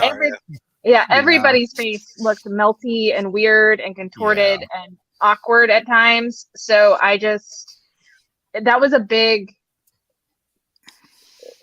on me, because it doesn't take away from the story, but that's because the story is really good. I honestly think that the story would have been better if the art had complemented it. True. If you would have had Gleason or Bagley Mhm. or the guy that started this run that just left. Otley. Otley. If you would have had Otley, Otley on yeah. And yeah, I wish Otley was still Otley in the is mix. missed. Otley is missed. He is, Mhm. yes. Yeah. Yeah. Let's open up for cons from the rest of the panel. What are some cons? I just thought it was just kind of slow. Really, Yeah. that's about it. Really, Mhm. that's my main Yeah. complaint. George, cons? I would like to mention a con here, and I don't and I don't know if we've talked about this on the show before, but I really hate Mr. Negative. Mr. Negative is a terrible character. I think we've been through It this. is an yes. awful character. Can we please stop using slot characters now? Please, can we please stop using slot Yeah. characters, please? This is Please. 2 issues. He's even on the cover. Ugh. Yeah. Well, no JR? one with me of these troublesome, burdensome slot characters. Yeah. Oh, George Vinkman is. Thank you again, Vinkman. He talks about the Silvermane head on a little car was in the Speed Demon Marvel Legend. from a Yeah, I few remember years. we covered that on the show. I think You need to pick that figure up, George. It's a cute little figure. I haven't bought it, but Silvermane's head is so much more significant than Silvermane on a bike. It really is. Hornacek has a good comment. He says, "Stanley, isn't that a slot character? Does that make him bad, George? Does Yeah. that make him bad?" The only slot character that was not bad was Anna Maria, Mhm. Oh yeah, she was True. good. We haven't True. seen her in and maybe a year. and that came again from the only part of Slot's run that was actually good was Superior Spider-Man, where his writing it's almost like he just liked Dr. Octopus and understood Dr. Octopus a lot more than he Mhm. ever did Spider-Man. Yeah. Mhm. And Anna Marie was like the only good, and honestly, that's a character you could bring back, and I wouldn't complain. Anna Maria. Yeah. J.R. Cons. I think we talked about him a lot, but the artwork is a big one. The I art is agree just with not you very and Kelly good. on that. Yeah, I agree. Before we move on to the next issue, Matt has a question for JR, or he talks about DeMatteis's Child Within storyline. What about the Mhm. storyline, how it broke everything in Spider-Man's world is, if I remember that well. JR, you're going to talk about that this year on Spider History, if I remember. Oh yeah, it's coming up later in the year, late summer, early fall, whatever. You know, Okay. it depends on how long it takes us to get through Maximum Garbage. So Yes. We're going to review Wow. Maximum Carnage this summer. Please Yep. pray for me. I have to be on those shows. All I may right. start drinking. This may be when I start drinking on the podcast. Oh, before I move Mhm. on to ASM 60, Michael Reed wants to know, George, if you had a gun to your head, clones, Mr. Negative, or symbiotes, you have to pick one. Shoot me. I've had a good long life. I've had a lot of friends. I've done a lot of cool things. Put a bullet in me, put me down. Wait a minute. I got an idea. How about if we clone Mr. Negative and then put a symbiote on him? Oh Symbiote. god. How bad would your life be? I'll kick you in the Tic Tacs, bro. unfortunately, that's probably not an That's outlandish probably- idea. I mean, No. considering It's how probably not far symbiotes. off. Yeah. Especially Man. if Keenan Black goes on for the next the full year at this point. Man. All right. Before we move on, again, Aunt May, thanks for visiting the crawl space. Just want you to know. Thanks. Mhm. Swing by anytime, you or Spencer. All right. ASM 60 coming up. This is what And we stuck around for, folks. here's the one where people have been wanting to hear this one. Look at those numbers tick up already. Look at that. Mhm. The Oh, yeah. numbers are going up. This is the one that you need to stick around for. This is the issue, boy. Mhm. George, hit me through this one. All right. So we start off with Peter in bed having nightmares about Kindred. Because it's weighing on his mind. Mary Jane walks in with breakfast that I guess she got from around the corner.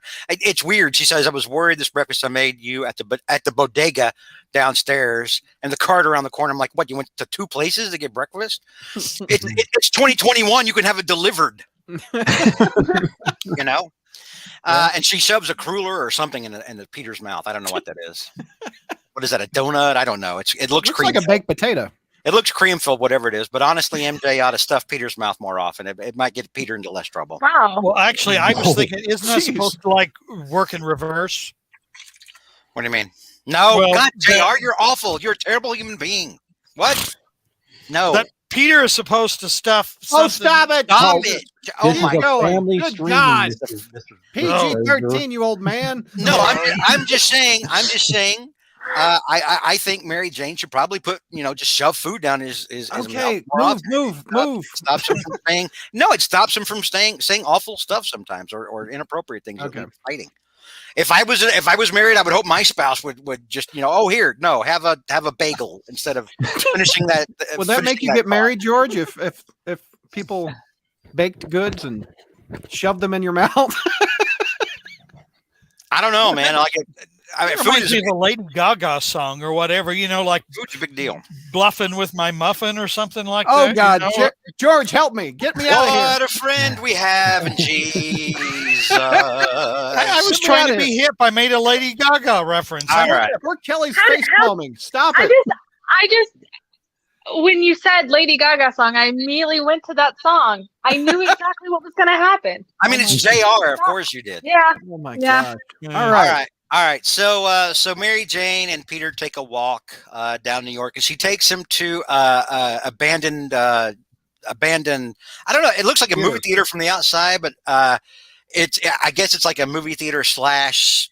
It's the dance club that she. I know it's a dance club, but Yeah. I know it goes back to '96, which is interesting because we just had all the stuff with Norman, and we go back to the '96, which was the first of the drug issues, which is the start of a 3-part story that involves the Green Goblin and Harry.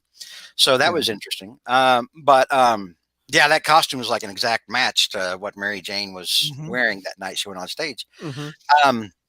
But yeah, they go in there to this theater, and then MJ turns on the lights, and Peter's in this big spotlight, and so Mary Jane is basically doing like a form of therapy, saying you need to talk it out. So here, I'm going to pretend that I'm Henry, I'm Kindred, and you can just get out whatever you need to get out, right? Yeah. And she says, I've had this done for me before. I went to the stair. And this is interesting. And this is why I think this will come back at some point. Because if Mary Jane had just said, look, I've had this kind of therapy before, it would just be a panel where Mary Jane says that. But it's not. It's a flashback panel to someone writing something. So that makes me think that'll come back at some point. Yep. But yeah, she says that she did this when Gwen died. And so she just asked Peter to trust her and just open up, think about what's eating at him and then just talk about it like Harry's right there, And so he does, he stops, he thinks about it, he envisions Harry, and then he just unloads and empties on Harry about how angry he is and how much he cares about him and how, he feels like this is his responsibility. And he talks for pages and pages. Yeah. And I'm not going to go into like everything he says, but the nuts and bolts of it are, at one point he says, and I think this is foreshadowing. He says, look at me, no marriage, Yep. no kids, struggling to make ends meet, losing more. And he mentions the times like he feels he's been successful, like when he's in the Avengers, which, is something I keep looking back. I don't see that as a success for Spider-Man because Spider-Man shouldn't be in it, but that's neither near that, that's a different show. But it shows that as a hero, he's escalated to the top. Yeah. And he mentions Parker Industries, and what a cluster F that was. And then he finally just starts breaking down, and he's like, it's like, again, like he's talking about Harry, and he says, I'll confess to anything, do anything, just tell me what to do. And he's bawling his head off by the end, and then Mary Jane comes over and hugs him, and she asks if it feels like it helped, and he tells her that it does. And then they, I like this because Mary Jane, tells him that she's not going to leave him and go back to finish, with the movie. And she says, oh no, the movie's already done. We're just going to move the premiere here. And Peter's like, Mary Jane, I can't let you. And then she kisses him, and then she's like, let me. And I like this moment because it speaks, number one, to Peter's guilt. Because we've seen this a lot of time over the years. Yeah. Peter's like, no, you can't, or I can't. Peter's doing the moves in his head, and he's like, he can already see his loved ones getting killed if certain things happen, or the fact that other people sacrifice things in their lives. He's seen it time and time again. Didn't Aunt May get like a second job at one point to help support him? JR. I forget what period that was, but other people have sacrificed themselves to help, and it just eats at him, and I get it at that point. I like how it comes out here, and then Mary Jane kind of checks him and is like, dude, it's my life too. I'm do what I want. You got free will. Yeah. It's not like someone's writing me in a story, by God. So then he's late for class. He runs off, thinking, how great it is that he's got Mary Jane in his life, which he should. And then Mary Jane winds up talking to Mysterio, who comes out of the shadows there in the theater. She kind of confronts him, because she knows that he knows something about Kindred. And we've seen that in the past before, that Mysterio absolutely has had horrible dealings with Kindred. And so she tells, she asks Mysterio point blank, what is it? What happened with Harry? What got him this way? And Mysterio, I liked this part of Mysterio where he lets the villain kind of drop for a minute, and he's like, I beg you not to ask me that. You don't want to know. And it's like he stops being a supervillain for a moment, and actually he's just on a basic human level. He's like, no, this is like way worse. Just don't ask me. I enjoyed that moment. And then I enjoyed the next moment a whole lot more. Yeah, baby. I knew this was coming. I knew we saw that. I knew you were gonna love this. All over this. Oh my God. And it's okay. So yeah, Mysterio says that, what they say about, the road to hell, and the saying that he's referencing is the road to hell is paved with good intentions. Yes. So, as he says about the road to hell, we see Doctor Strange, baby. And it's Doctor Strange as he should look. It's not the revamped stupid looks he's had, kind of recently, and he's not holding axes. Remember that period where Doctor Strange had axes? And I looked at that and I was like, the hell are you doing? Like no one understood Doctor Strange anymore. So Doctor Strange shows up inside this casino, and I'm not sure. I'm not up on current events. I don't know, but this to me, it felt almost like the casino that like Chance had. Remember? Oh yeah. I think Mephisto kind of. There's a brief storyline where Hell came to Las Vegas. Okay, that makes sense. Yeah, That makes a Mephisto lot of owns a casino. Yeah, in Vegas. Yeah. All of that makes sense. So there's like some kind of werewolf demon box or bouncer. I don't know. Doctor Strange shows up and says, I need to see him. And the guy's like, no visitors. And then he tries to strong arm Doctor Strange. Doctor Strange zapped him through a door, like looks down at the guy, putting his hands on his chest, like, oh, really? And I actually clapped. I was like, oh my God, this is it's coming. Here it comes. Everything. It's like Spencer listens to the show and knows us pretty well. I was like, oh, Doctor Strange. It's been so long. It's been so long since I've seen you, at peak performance, being what you should. Yeah. So he knocks this guy into the office, and the guy's like, I'm sorry, he wouldn't listen. And Doctor Strange starts talking to somebody we don't know who yet. And they do like a little back and forth, which is cute and everything. But even Doctor Strange is finally like, enough, Yeah. Enough, And this panel made me think back. Remember back when One More Day happened and the backlash started? And at one point you had Dan Buckley because fans weren't only mad that that editorial just threw the marriage out the window. People were mad that Spider-Man made a deal with the devil. Yes. Mm-hmm. Yeah. There was a huge backlash about that. That was me right there. Yeah. And they're like, marriage aside, you had the number one flagship Marvel hero making a deal with the devil. Yep. And they started pointing back to other times when, he would make the same deal to other heroes, and other heroes would just punch him in the face. We had that in multiple. I was like Nightcrawler, Daredevil, Ghost Rider at one point. And Dan Buckley came out and said, Mephisto's not the devil. Do you guys remember that? Oh yeah. I remember This was over 10 years ago. That BS. And Buckley was like, look, Mephisto's not the devil. They didn't make a deal with the devil. Doctor Strange full on calls him devil right here. Yeah. And he looks Mephisto in the eyes, tells me, devil, what is wrong with Peter Parker's soul? Yeah. Look And at I went, that. because, this is the moment that so many of us have waited literally like 10 years for. 10 plus. 13 years, 1 month, and 24 days. To the point where Mike. we were finally going to revisit this and get this finalized. Look at that smile on Mephisto's face. Oh yeah, yeah, and that's that. not a Mephisto that array. Remember, there was talk like during Omit, and as bad as Omit was, when Quesada said, "No, this is part of a magnum opus I'm creating. It's part of it's part of the trilogy. I'll always remember those days." And it was like I have a whole trilogy planned for this. I do. Yeah. The third part never came out because everybody was like, "We don't want this. We don't want another one." Yeah, you can make the dog food, but if the dogs aren't going to eat it, what's the point? So yeah, remember, because during Omit, they tried to get around it by saying that, the way it happened, not even Mephisto would remember it. Mhm. You guys remember that because of the way it was all the way it all unfolded, and we had the devil brick and all that other bullshit. Mhm. So this is not a Mephisto that looks like he doesn't know what's going on. Oh no, dude. Oh no, this is a Mephisto. He's that knows smiling. exactly He's been what's smiling for 13. Tell me how long, Yeah. Mike, has he been smiling? 13 years, 1 month, and 24 days. happening. I wanted Doctor Strange to start beating him like a redheaded stepchild. Oh my god. Oh, He's literally redheaded too. that's why I made the analogy. Oh, okay. So, Hornacek says several people are saying Doctor Strange looks like J. Jonah Jameson here in this panel. He does actually. He does, doesn't he? We brought this up on the Discord, and I think I said, "Look, has anyone seen Doctor Strange and Jonah in the same room before?" You know. Also, Hornacek's talking about the fonts.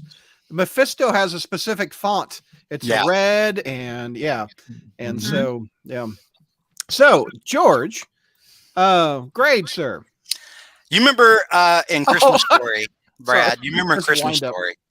You remember in Christmas Story when Ralphie's imagining? Remember he is imagining writing out Oh, on his yeah. steam paper about why he wants a Red Ryder air rifle I know where you're going with this thing and the stock that tells time and all that good stuff. And he Yeah. writes that's what he writes a school paper about, and he imagines the teacher reading it. Yep. You know, I and know she's you're so going with blown this. away about how awesome it is. She goes to the board and she writes A plus plus plus plus plus plus, and then all the crowd, all the kids are cheering Ralphie like, "Hey, Ralphie, hey!" And Ralphie's like, "Yes, yes. This is what I give the issue. This issue gets an A plus Plus. There's not enough room on the board for me to keep writing pluses. Let's do this. Let's do this. This is the fans demanded it. It is time. It is time for the main event. Yeah. No more pussyfooting around. Let's get this on like Donkey Kong. This Yeah. can be rectified.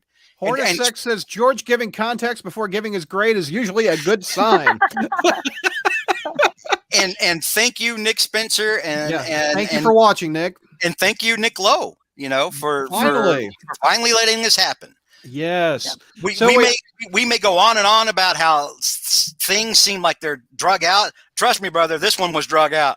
Yeah. I mean, for Mhm. this 13 years, 13, like, 13 like- years, 1 like month, and Welty 24 was days. saying earlier. Yeah, Yeah. That's almost half my. I mean, yeah, I'm 30, but that's like almost half my Wow. life. yeah, it's almost half your life. Yeah. Yeah. So Crazy. yeah, Crazy. it's time. It's time this So- was rectified, and Spencer's the guy to do it. So on the board we have an A plus. Mike, what do we George said. have? What George said. That's We have two A pluses. Kelly, what would your grade be? I gotta go with them. A plus. If we can do extra pluses, let's give them all the A extra pluses. plus. All right, let's take it down a notch. JR, what's your grade? Well, both literally and metaphorically, we will take it down a notch. I give it a B. Buzzkill McGee. What's your Buzzkill grade? McGee. One second, guys. Starts with a B. Yeah. I'm gonna go along with my friends. A plus. I've been wanting this for Mike got the hell out of there. Mike 13 years, half of Kelly's life. Mario in chat says, "Hey, plus. This should have been issue 55," says SoFlo. And Brad, you know what? Yeah. When he asked when he asked Mephisto what is wrong with Peter Parker's soul, Yeah. in a way that Doctor Strange can look at it and know there's something wrong. This Mhm. to me was also a metaphor with literally like what's been wrong with the book. Yeah, I baby. was just going to say that. Yes. What is Mhm. wrong with this book? This is wrong with this book. This has been overshadowing and putting a dark cloud over everything Spider-Man related since 2008. Even Peter Parker talking. Why am I not married? Why am I not kids? Why am I still in Mhm. grad school? Why? Yes. Yeah. Yes. Why? And the thing is, when I read that scene, I kept thinking of all the stuff that we've been told about why One More Day had to happen. Like, oh, it's essential to for the longevity of the franchise. And all of it was BS. And Yeah. and the longevity of the franchise, that we had to have, that the Peter Parker's life had to be a soap opera. And this is not a joke. Joe Quesada even said that Spider-Man being married was like giving Daredevil back his sight. Yeah. Yeah. And it was like, Yeah. There was a lot of BS back in that day. And that it was, and, going around. and everybody knew that it was all about trying to create brand synergy between all the different like Marvel properties, because they all had to have Spider-Man be young, a young kid barely out of high school and all this other stuff. And that was the main reason. And what Spencer's doing here is like, no, what's happened is you've basically, by telling your audience that Spider-Man cannot progress past a certain point, you've basically made this character stagnant. Yep. Can't grow. Now the main character is asking, why am I stagnant? Yep. I agree. Exactly. I mean, it's not even that though. It's again, like, this is on his soul. You've taken the soul out of the book by not letting him progress. Yes. Oh yeah. I mean, you're taking the guy who's a paragon of responsibility and you're making him have a deal with the devil. Yeah. And it's like, did you not think that was going to look bad? I mean, seriously. I mean, yeah, that one thing, even if you can just argue to say the marriage had to go, the way they did it was just, that was just appalling, and it betrayed who the character was. Agreed. Even if you try to say that he's trying to do it for supposedly the right reason to save Aunt May or whatever it is, but again, it's so the fact that we're finally getting around to this thing, finally addressing this and saying that, hey, this is tying it to saying that there's something that this is fundamentally wrong with Spider-Man and his world and everything else. I mean. Yeah. Here, I'm backing up on chat a little bit. Let me get some of these on the screen. I'm 30 and I was 17 when One More Day happened. Crap. Same. Power Packer says, I'm 23, says Michael Reed. So I was 10 when this disaster happened. Let's see. I know I see George's head on the teacher's body is what Power Packers. Is Mephisto wearing a tie in that panel? He is indeed wearing a tie right there. So he's dressed up. He's a casino owner. He's a casino owner. Hopefully Dr. Strange jerks him by the tie and just starts hammering him down like the Hulk beat Loki. Yeah. Bruce wants to know, my problem with the whole deal with Mephisto is basically all of reality changed when Spider-Man made the deal. Mephisto does not have that kind of power. Well, remember at the time, because we put every fan who understood Spider-Man continuity, understood Marvel continuity, was like, even JMS was like, if we do this, do you know how much this changes? And Quesada was like, no, it doesn't. No, it doesn't. Everything happened. Literally everything happened except they weren't together. Everything happened. Yeah.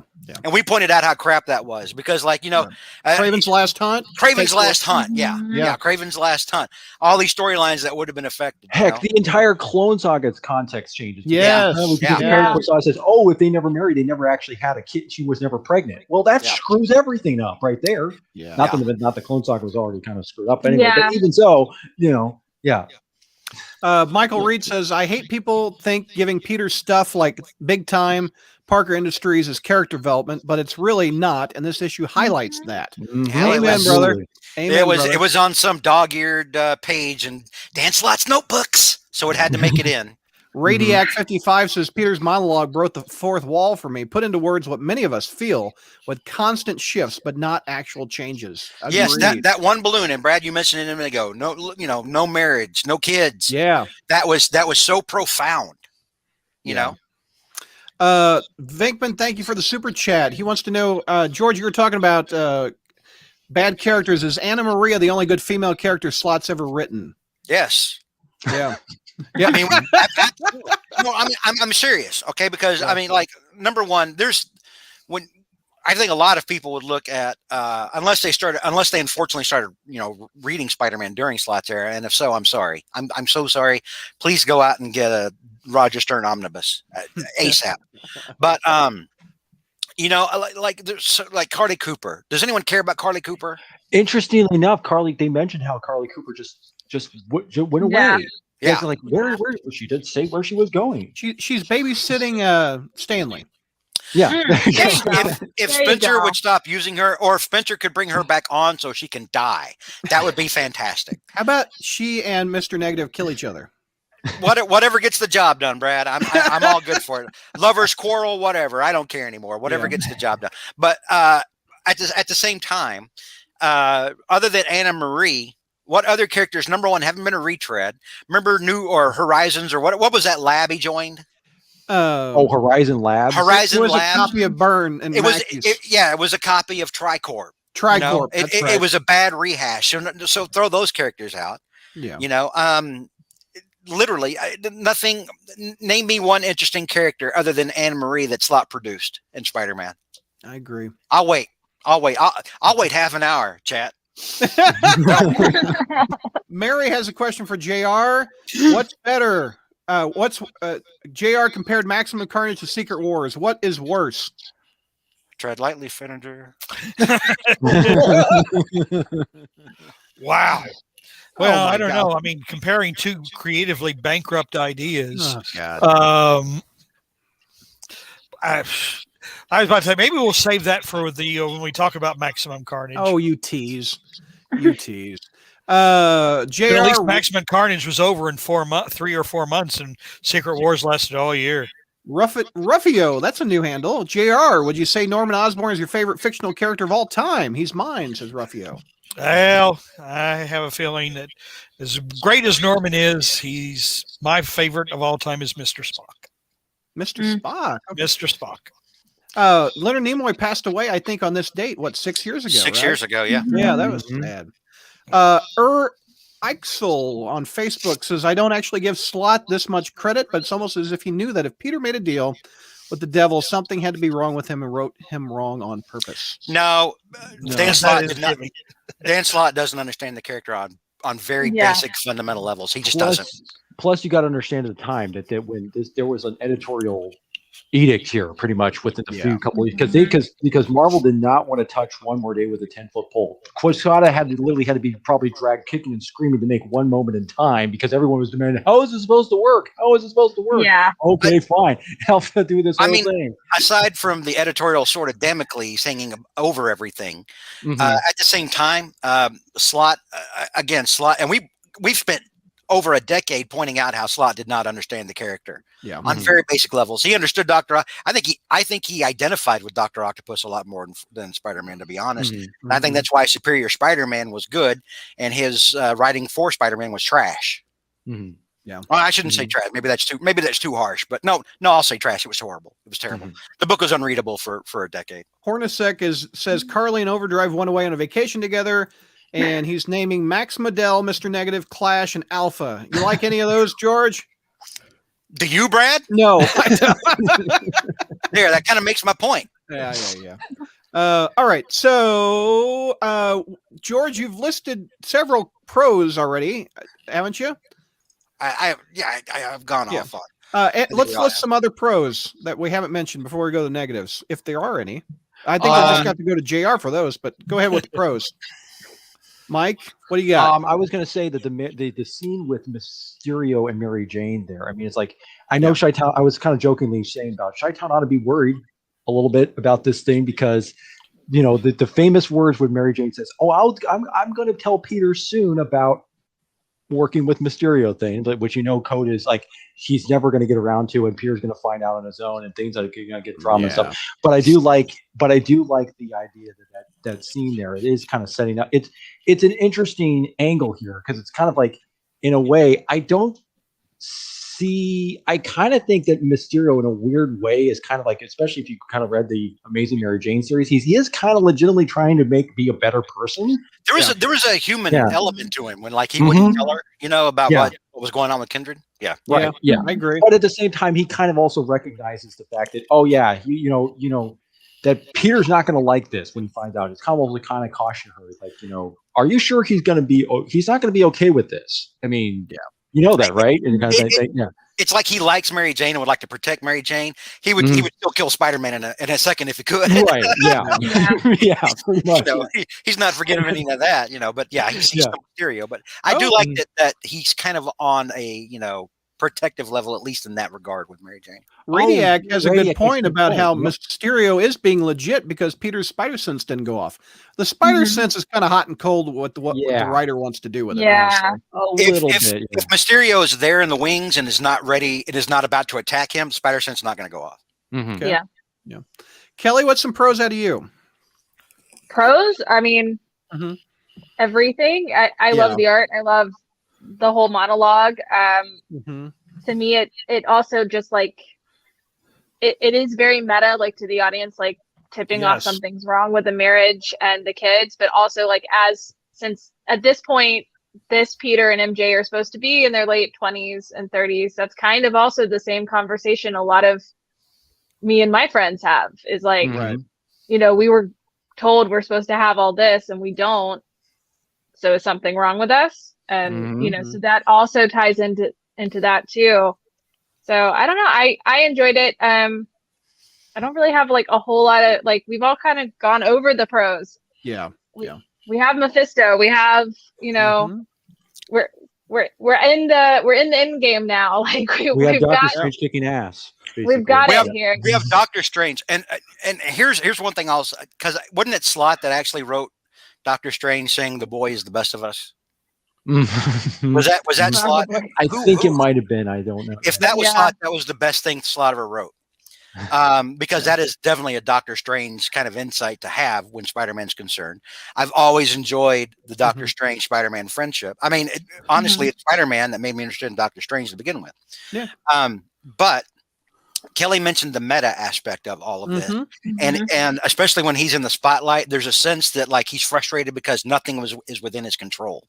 Yeah. And that to me again speaks on a meta level to the amount of editorial interference there's been with this character. Yeah. It also made me think back to the first issue Spencer wrote on this character, which was a big meta mea culpa. And this thing, it was like Marvel was on some level admitting things have been wrong for a while now. Yes, we realize that. Yeah. You I know? agree. So and so when Kelly brings up Ketty, yeah, sure, we'll call it. Yeah, that's fine. When Kelly brings up the meta level, Yeah. I think that's spot on. It's a meta level, as you say, to readers, and Kelly as a 20, 30-year-old, it speaks to you too. So it's on a couple levels. I like that. JR, Yeah. you had to like something. Well, first of all, I like to see Mark Bagley back because it kind of reminded me of, this felt like a Spider-Man story. Yes, it did. Partly because of the art, you know, and I just remember thinking back like when Brand New Day was happening, and it didn't feel a lot of the art was atrocious, and it wasn't like until New Ways to Die, when John Romita Jr. did the art, I said, well, this is actually the first story that feels like a Spider-Man story. Right. And so it's nice to see Mark Bagley back, because this really feels like a Spider-Man story. I mean, I love the continuity porn, you know, going back to, you know, Mary Jane in her dress, you know, that she was wearing in ASM 96. You know, and I like to see Mysterio. I like Mysterio. But you know, it's just funny. I'm amused by how enthusiastic you guys are.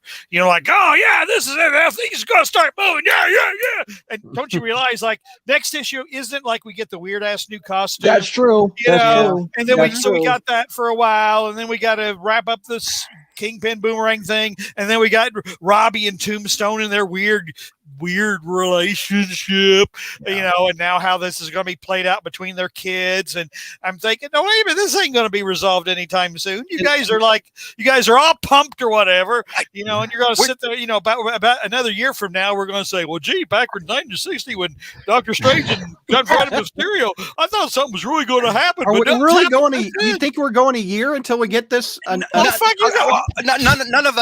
You're going to go till issue 100 before this gets resolved. None of us are under the illusion that this is going to get fixed anytime soon. What we're enthused about is the fact that it's getting in here finally. Yeah. That it's actually happening. This is because honestly, a lot of us, after several years, Brad, remember there were times in the podcast we were like, this is never ever going to happen. That's Yeah. right. We've given up hope. We had given up hope that this was ever going to happen, and now we see that it's finally going to be addressed. Yes, with the way current Marvel editorial works, it's going to take 3 years. Sure, you know, hopefully I'm still alive. I don't want to die before this is resolved. You know, but at the same time, that's why we're happy, JR. It's sort of the same way. Remember when Spencer's first issue came and we had that big show and I did the Kirby hand and I said, JR, take my hand, brother. Remember I said, JR, take my hand. Let's go in with an open mind and let's do this together, brother. Remember I said that? Well, I like remember you're when at a you said church it, revival. and I also remember not taking it either because I wanted to, you know, I mean, well, because you're Ralphie Senior. You hate everything. And this has got a Christmas story theme with it. So Do you guys agree it'll be what, issue 75 before we Oh, get it's- the next section is- of this Mephisto It's story? at least, yeah, it's going this to take is a not- while. This is not getting resolved Mhm. anytime soon. I'm very curious as to see what happens between what was said between Doctor Strange and Mephisto, Mhm. and how Doctor Strange is gonna try to figure out how all this needs to be resolved. And I always said, like, for this to be rectified, it was going to take something else, like on that level. It was going to take Doctor Strange getting involved, or it was going to take Loki with that favor that No, he owed favor- at the time, which Slott- then Slott Slott then ruined the flavor. retconned despite everybody, because people were bringing it up, and Slott said, "No, I take it away. I No. cancel your reality, and I substitute my own. F you." what was Slott? What did he make Loki's favor for? I even forget. Oh God, no! The favor goes back to JMS. No, I know, but Mhm. Slott took the favor away from. I don't It remember. was to save a guy's life that accidentally got shot. Yeah, it's a Oh, Yeah. throwaway Slott. Yeah, it crap. was. Yeah. It was a. And literally it was petty, because people were kept talking about that as a way to get out of One More Day, and Slott said, "No, one more day. There, you shut up. You shut up, fans. It's gone. It's gone." So So, I think You we know, it's hit, funny. I mean, I'm sorry not to do, but there's. I listened to some of these YouTube shows, and somebody was making a comment about Slott's Fantastic Four, just how. oh, it's awful. Yeah, Awful. it's like Awful. wow, some things just never change. It's awful. Why do his they Iron keep Man- letting him write? I don't I don't understand. know. There is a Um, lot of crap going on with Marvel and Disney and Lucasfilm I- that makes no sense at all. Yeah. But What, that's Kelly? I just think Slott might have some blackmail on some people. That's kind of my running theory right now. Yeah. I mean, at the same time, I mean, we've joked about that for years, but I mean, it gets to a point where you're like, is that actually a thing? Yeah, no doubt. So George Cons, out of your A plus plus plus plus. I could have had more Doctor Strange beating Mephisto ass. I love that Doctor Strange, and the part about investigating, like, or because he says he looked into it, meaning like he looked at Parker's soul himself. Yeah. And so that would have happened, sometime around, all that, when all that crap was happening more recently, Yeah. and so if all that had to happen so Doctor Strange could get involved and then lead to that point, then it was worth it. All that LR crap was worth it. LR, yeah. But the fact that Doctor Strange looks in, sees sees Peter's soul, and then just goes straight to Mephisto and says, "What's going on?" Oh Yeah. my God. I was as happy as a little girl. Cons, Mike. You got any cons? None. Kelly, any cons? I don't like. I think probably my biggest con is just the whole. I don't understand bodegas because I'm not from New York, so I was just kind of like, why did you have to go to two places to make breakfast? So, Yeah, but no. that's probably my only real con of the issue. I forget if it was Mark or if it was Peter on our site complained about Mary Jane's face. Right here. Here, I'll pull it up. This Your panel mom. with the bodega, it said she looked really weird there. That's her. I'm shutting Peter up with food face. Okay. I got you. What is a bodega, by the way? Does anybody know? Is it like a bagel? What is a bodega? No, a bodega is a. Go ahead, Kelly. I didn't mean to cut you off. Oh no, you're fine. It's kind of like a convenience store Yeah, kind when of she deal. says bodega brat, she's not referring to the food she's bringing him. She's referring to the place where she got it. Oh, Mhm. oh, hence the bodega bandit from Spider-Gwen. Mm-hmm.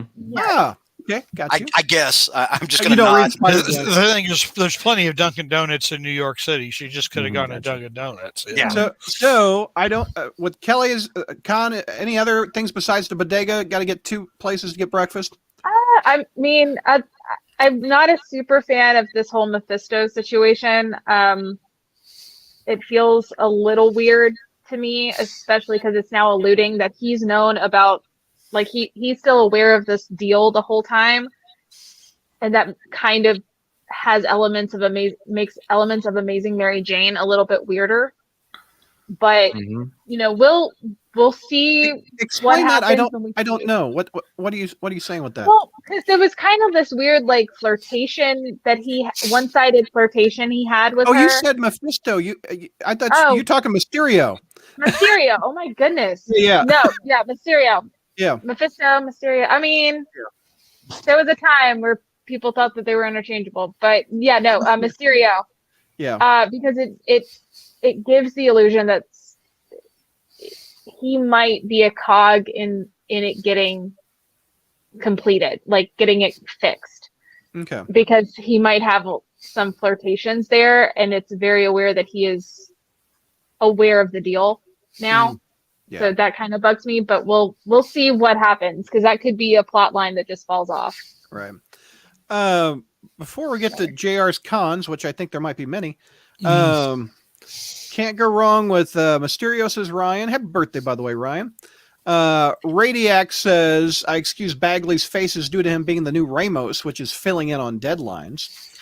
How does Bagley's art look in Life Story? I liked his art in Life I did Story. too. Yeah. Mary wants to know, Kelly, which story is worse, One More Day or Slot's Spider-Verse for killing MC2 Spider or Peter? Am I allowed to just be shot over answering that question? Because both are horrific. Go Yeah. explore the space. That's what we do here. Let loose. Let it go. Yeah, no doubt. All right. Go. Let it go. Just yeah, no, I plead the fifth on that, because both of them are terrible answers. That's like, do I chop off my right toe or my left toe? Let's see. There's talk of how is Slot's Fantastic Four. I've been reading Fantastic Four, kind of like what Hornacek says, since the Byrne era, and this is the absolute worst the Fantastic Four has ever been written. Absolutely horrible. Even when Millar wrote it. I liked Millar stuff, but Oh God. I didn't like Claremont's Fantastic Four, and that was better than this. As much Radiac says, as much as I like the issue, I share JR's feelings. It took so long in this run to address One More Day that I would just really be happy with them on track to marriage. There was another one. Matt says, if Joe Quesada was thrown out of mainstream comics, would you support him in a crowdfunding project, or would it sinking ship? You don't even have to finish the question. Nope, that's all I needed to hear. Nope. There was another one up here that I saw that was an interesting question. Heroing said, despite how good this issue is, I'm still a little worried that One More Day on doing concept might take away too long to resolve like Kindred's. I hope not. Do you think the marriage will be reinstated, or the deal with the devil will just end and they won't get married again? I don't think they're going to get married again, but I think the deal will be ended. The and they'll know deal, that they were yeah, the married. deal's gonna be, because they're gonna learn about the deal at some Do you think point. they will because you know can't- that they were married? I think I think they're gonna know that they were married. Yeah. Yeah, I Yeah. think they will too. I think they're gonna know that they were married, and I think that they're gonna agree in that situation. At least as Spencer's writing them now, I would think that they would agree to just stay together, and that they want to get married one day. Yeah. Yeah. You know, but that they still maybe have stuff that they want to do. I mean, Peter's in school. Mary Jane's got a movie coming. I think they'll probably use that as an excuse. But at the same time, we're back to a status quo where they are together, and everyone understands this is how it should be. And when Mary Jane's gone from the book suffers. Yeah. Power Packers, this is neat. Calling it now, when Mary Jane's shrink, when Gwen died, has been stalking Mary Jane the whole time. What if the shrink's Mysterio? Yeah, I was wondering that. That's That interesting. could be possible. Yeah. Dr. Ludwig Reinhardt. Yeah. Anytime a therapist shows up in the Spider-Man story, it's always Is that Mysterio therapist a is villain. lefty? He was writing with his left hand. What if Mysterio? I bet Mysterio's ambidextrous. What if Mysterio was masquerading as Bart Hamilton, and during that whole time, Bart Hamilton was the Goblin. It was actually Mysterio, and then when Bart Hamilton died, it was just Mysterio's time. He's like, okay, fine. I'm ending this act, moving on. As Ryan What? says, in George we trust. Well, we found out that Mysterio was one of the aliens in costume during Amazing Spider-Man #2, the first appearance of the Terrible Tinkerer. So I guess that's not an entirely outlandish theory, George. It was Mysterio all along. Wrong. Nintendo says Aunt May will be shot again, and the ID's secret will go out the window again. What do you think the consequences of the deal going away? I mean, Aunt May could be dead. Mm-hmm. Yeah, but I don't think his identity is going to be revealed. But I mean, at the same time, J. Jonah Jameson also already knows this Mm-hmm. now too. So it's kind of weird on who now knows and who doesn't know. Yeah, it's true. I don't want Jonah knowing the ID, knowing the either. secret. I don't want that going away. Mm-hmm. I do. Yeah. I don't like it. It's new and it's interesting, and Yeah. obviously it's like when Peter became, or during Civil War and Peter's ID got exposed, it was always kind of a cop out anyway, because Marvel always knew it was about to get undone. Mhm. But at the same time, there were so many potential things that could have that they didn't explore, and the whole Jonah thing was one of them. So I wish it was done with a little more realistic kind of a bent, where Jonah would have to struggle with. And I think Zdarsky may have done this, because remember, people crow about Zdarsky and his work on what was it? Spec. Yeah, Mm-hmm. and I'm like, I stopped reading it after the first issue, so I wouldn't know, Yeah. But I really want a Jonah that wrestles with his past with Spider-Man, because against Mm-hmm. against his relationship with Peter, which has always been kind of coarse, but at the same time, he's always cared about Peter in his own Mhm. way.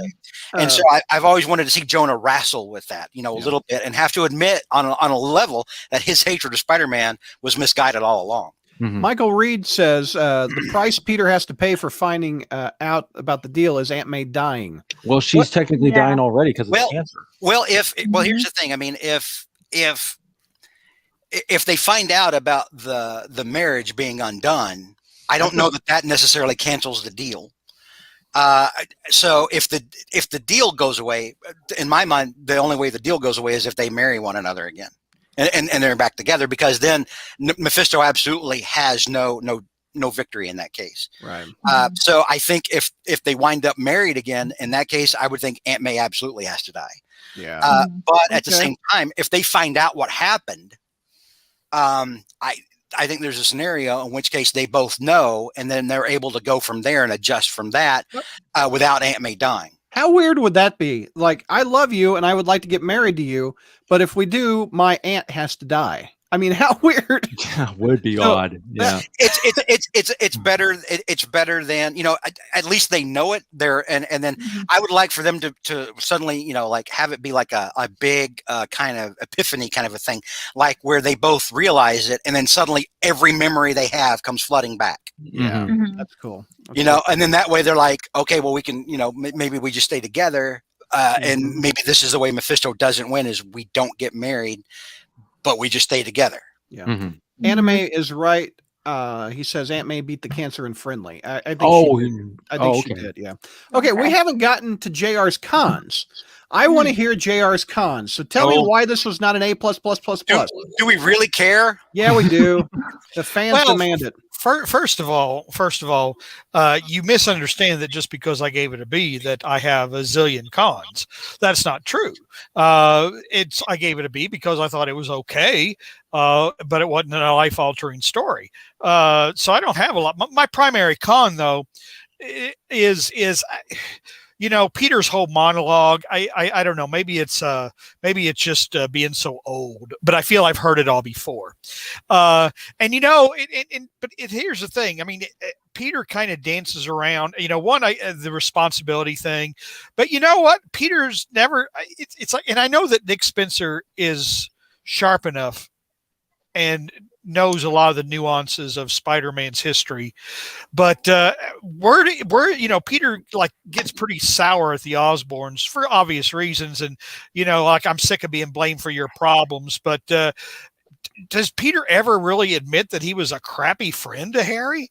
I mean, I've never seen Peter actually admit that or face that or realize that, Harry, it's like, holy cow, if I'd been a better friend, if I'd hung out with Harry a little more and, looked at porn and, crap like that. Whoa. But it's like he would have had a different perspective on just his father's psycho worldview. Well, no, Peter was always talking about responsibility. Are you saying he's never talked about the responsibility he has to his friend Harry? He's never admitted admitted that he was. I mean, come on, look at how he and MJ treated Harry during college. I mean, and Harry created some of his own problems. Obviously, Harry's is a dependent personality. You know, he wears out his welcome probably quick. He probably wore out his welcome with Mary Jane pretty quickly just because he was so needy. But you know, Peter didn't do cool friend things. You know, when Harry would want to hang out, Peter was too busy being Spider-Man or whatever. Harry desperately needed a friend, and Peter was not that friend. And hey, real quick here, Mike's got to step away. He's having an emergency. Mike, I appreciate you. Come on, I hope everything's okay. Okay, yeah, it'll be fine. Yeah, I think it's not won't be a big deal, but I just got to check something real. Okay, hop back on if you want to. Feel free. Okay, see you guys. Okay, bye. Right. Okay, keep going, JR. Go ahead. But anyway, I mean, it was just, you know, I'd sort of kind of like to see Peter acknowledge that. I'd like to see the sins, and maybe they're going to get to this, the sin of, I think Harry was absolutely right. Peter, you were more worried about your blank secret identity than you were about resolving the Green Goblin thing. You know, I mean, putting my father away. The guy needed to be put away, you know, but you were more worried about So I guess I saw nothing new in this monologue. You know, I mean, it's all I've seen all this, oh, it's my fault. Everything is my fault. And, you know, but yet still dancing around some issues and not really addressing them. But no, overall, it was a decent issue. I mean, it was fine. And of course, I mean, you know, I love the guy I love the idea at the end that the guy thought he could lay a hand on Doctor Strange. And, he just not get blown to the next dimension. I mean, I love Doctor Strange's reaction to that too. Just like looking down at the guy. Like, get out of the way. So no, there was a lot to like about the issue, but you know, I just didn't think it was that great, and I don't share your all enthusiasm about it because it's going to be another big tease. You've never shared our enthusiasm on anything, JR. That is true. That is true. That is quite true. Yes. That is a good question. Has JR ever just been ranting about how something awesome is, and the rest of us like, yeah, it's all right. No, it's all right. Well, when you're my age, you just learn that, you know, you can't expect much out of life, you know, and inevitably, you know, with every high, there comes a low, with every up, there comes a down. And therefore you just have to kind of stay in that middle. I'll kind of back JR up on this and the fact that, like, because I am older now than JR was when he started on the podcast. Okay. All right. Probably, I think by this time, you know, anyway, but yeah, there's an element like folks, me and JR's age, and Brad, you'll get there. Where every day you wake up again in the morning, you know, and number one is the fact that you've woken up again, you know, but there is you know, you wake up and you're like, there's just that moment, you know, it's like, okay. Yeah. Anything else con-wise, JR? Wait a minute. Power Packers 90. Jesus Christ, JR. No, I didn't put it on the screen. Don't read it. Now I'm assuming that you're not comparing me to Jesus. That you're not implying that I have the wisdom of Jesus. I don't think anybody would make that mistake. No. So what is it? What is it you don't like? Jesus Christ. I mean, come on. This is like, what do you mean? I don't mind if you just, but what do you mean? That's kind of really ambiguous there. Radiac wants to know, what do y'all think issue 900 will be about? I would respect Spencer so much if Baby May got addressed in any way. Imagine her return in 1000. Kelly, you would go nuts on this. I don't know if I'd go nuts. I mean, to me, a part of it's the ship has sailed on Baby May returning to the 616. Yeah. I would agree. So, I mean, I don't know. We'll see. It would at least be nice to have, you know, it addressed again, because that was such a major point of, you know, the after effects of the Clone Saga with Pete and MJ, for better or worse. So at least having that addressed again would be better, because like we still never really got Mary Jane, like that kind of her pain on that kind of got swept under the rug a lot. True. We'll see what happens. I mean, you know, because Spider-Man didn't just mention marriage in here, like Peter didn't just say no marriage. He said no marriage, no kids. He did. Yeah. He did say kids, didn't he? So I wouldn't lose hope entirely. I wouldn't hold a lot of hope, but I wouldn't lose hope entirely. Well, we were talking. Mike gave the number. It's been how many years 13. Since 13? Yeah. Kelly, you've been waiting how many years for the Baby May stuff? That's what, 99? Is that 98, 99? Spider Girl was 1998, so I was Yeah. 8 years old. But I think the Clone Saga was 1996. Not that I was. Yeah. Unfortunately, I was a little too young to actually realize that part was fully going on. But Yeah.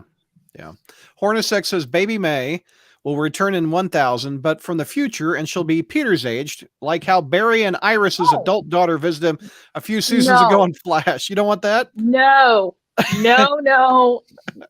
is overplayed. It's a cliche, and it honestly, like, let's just not mess with 982 at all. Period. Yeah. That world has been through enough.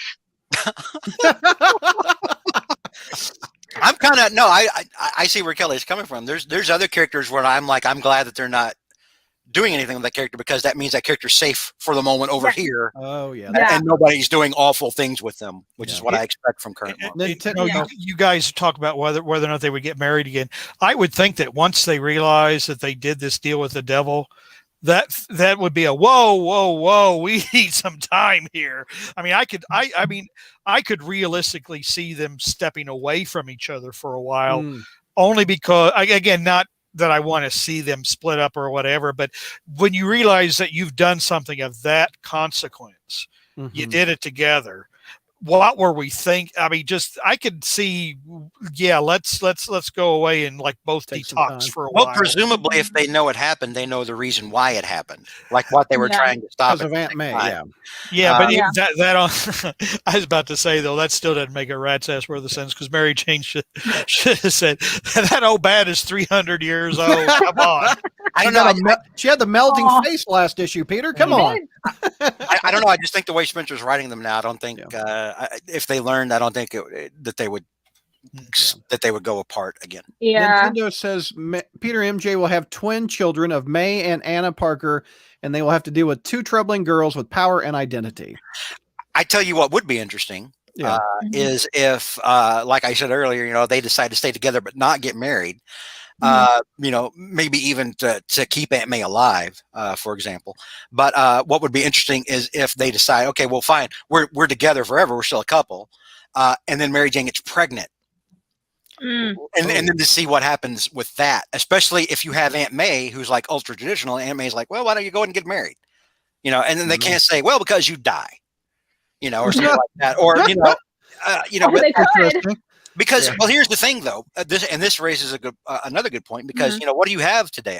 You have a lot of unmarried couples that have kids today. You do. That's true. That's a thing that is part of our culture now. Yeah. And it is not a thing that is uncommon anymore, like it used to be. Yeah.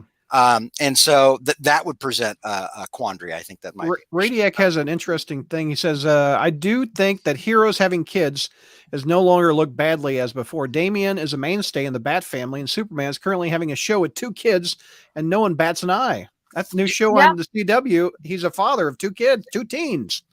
Yeah.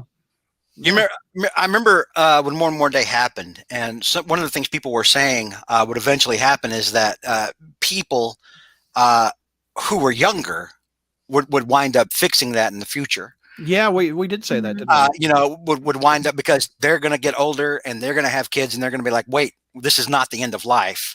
Getting married and having kids is not the end of things, despite what Joe Quesada says. Or JR. or JR Fettinger.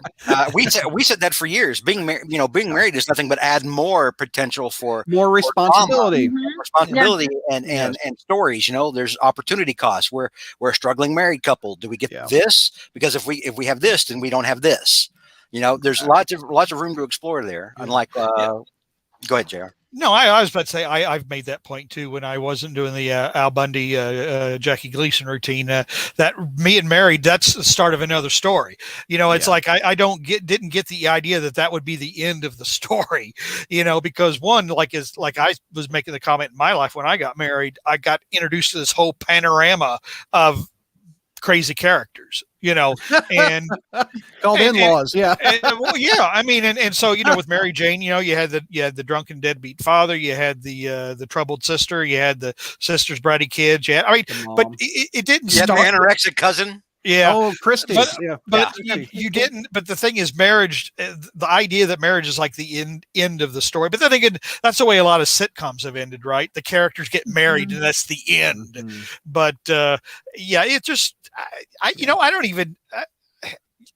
It's an interesting point you say that I forget who I wanted to give the guy credit whoever said was, Radiac, I think. yeah, Radiac. yeah. I mean, it is interesting, because remember Damien was retconned out of existence, Yeah. uh, yeah. and then brought back. And I don't know. I don't know what it is. To me, it's like I don't know why it would be looked upon more favorably now than 20 something years ago.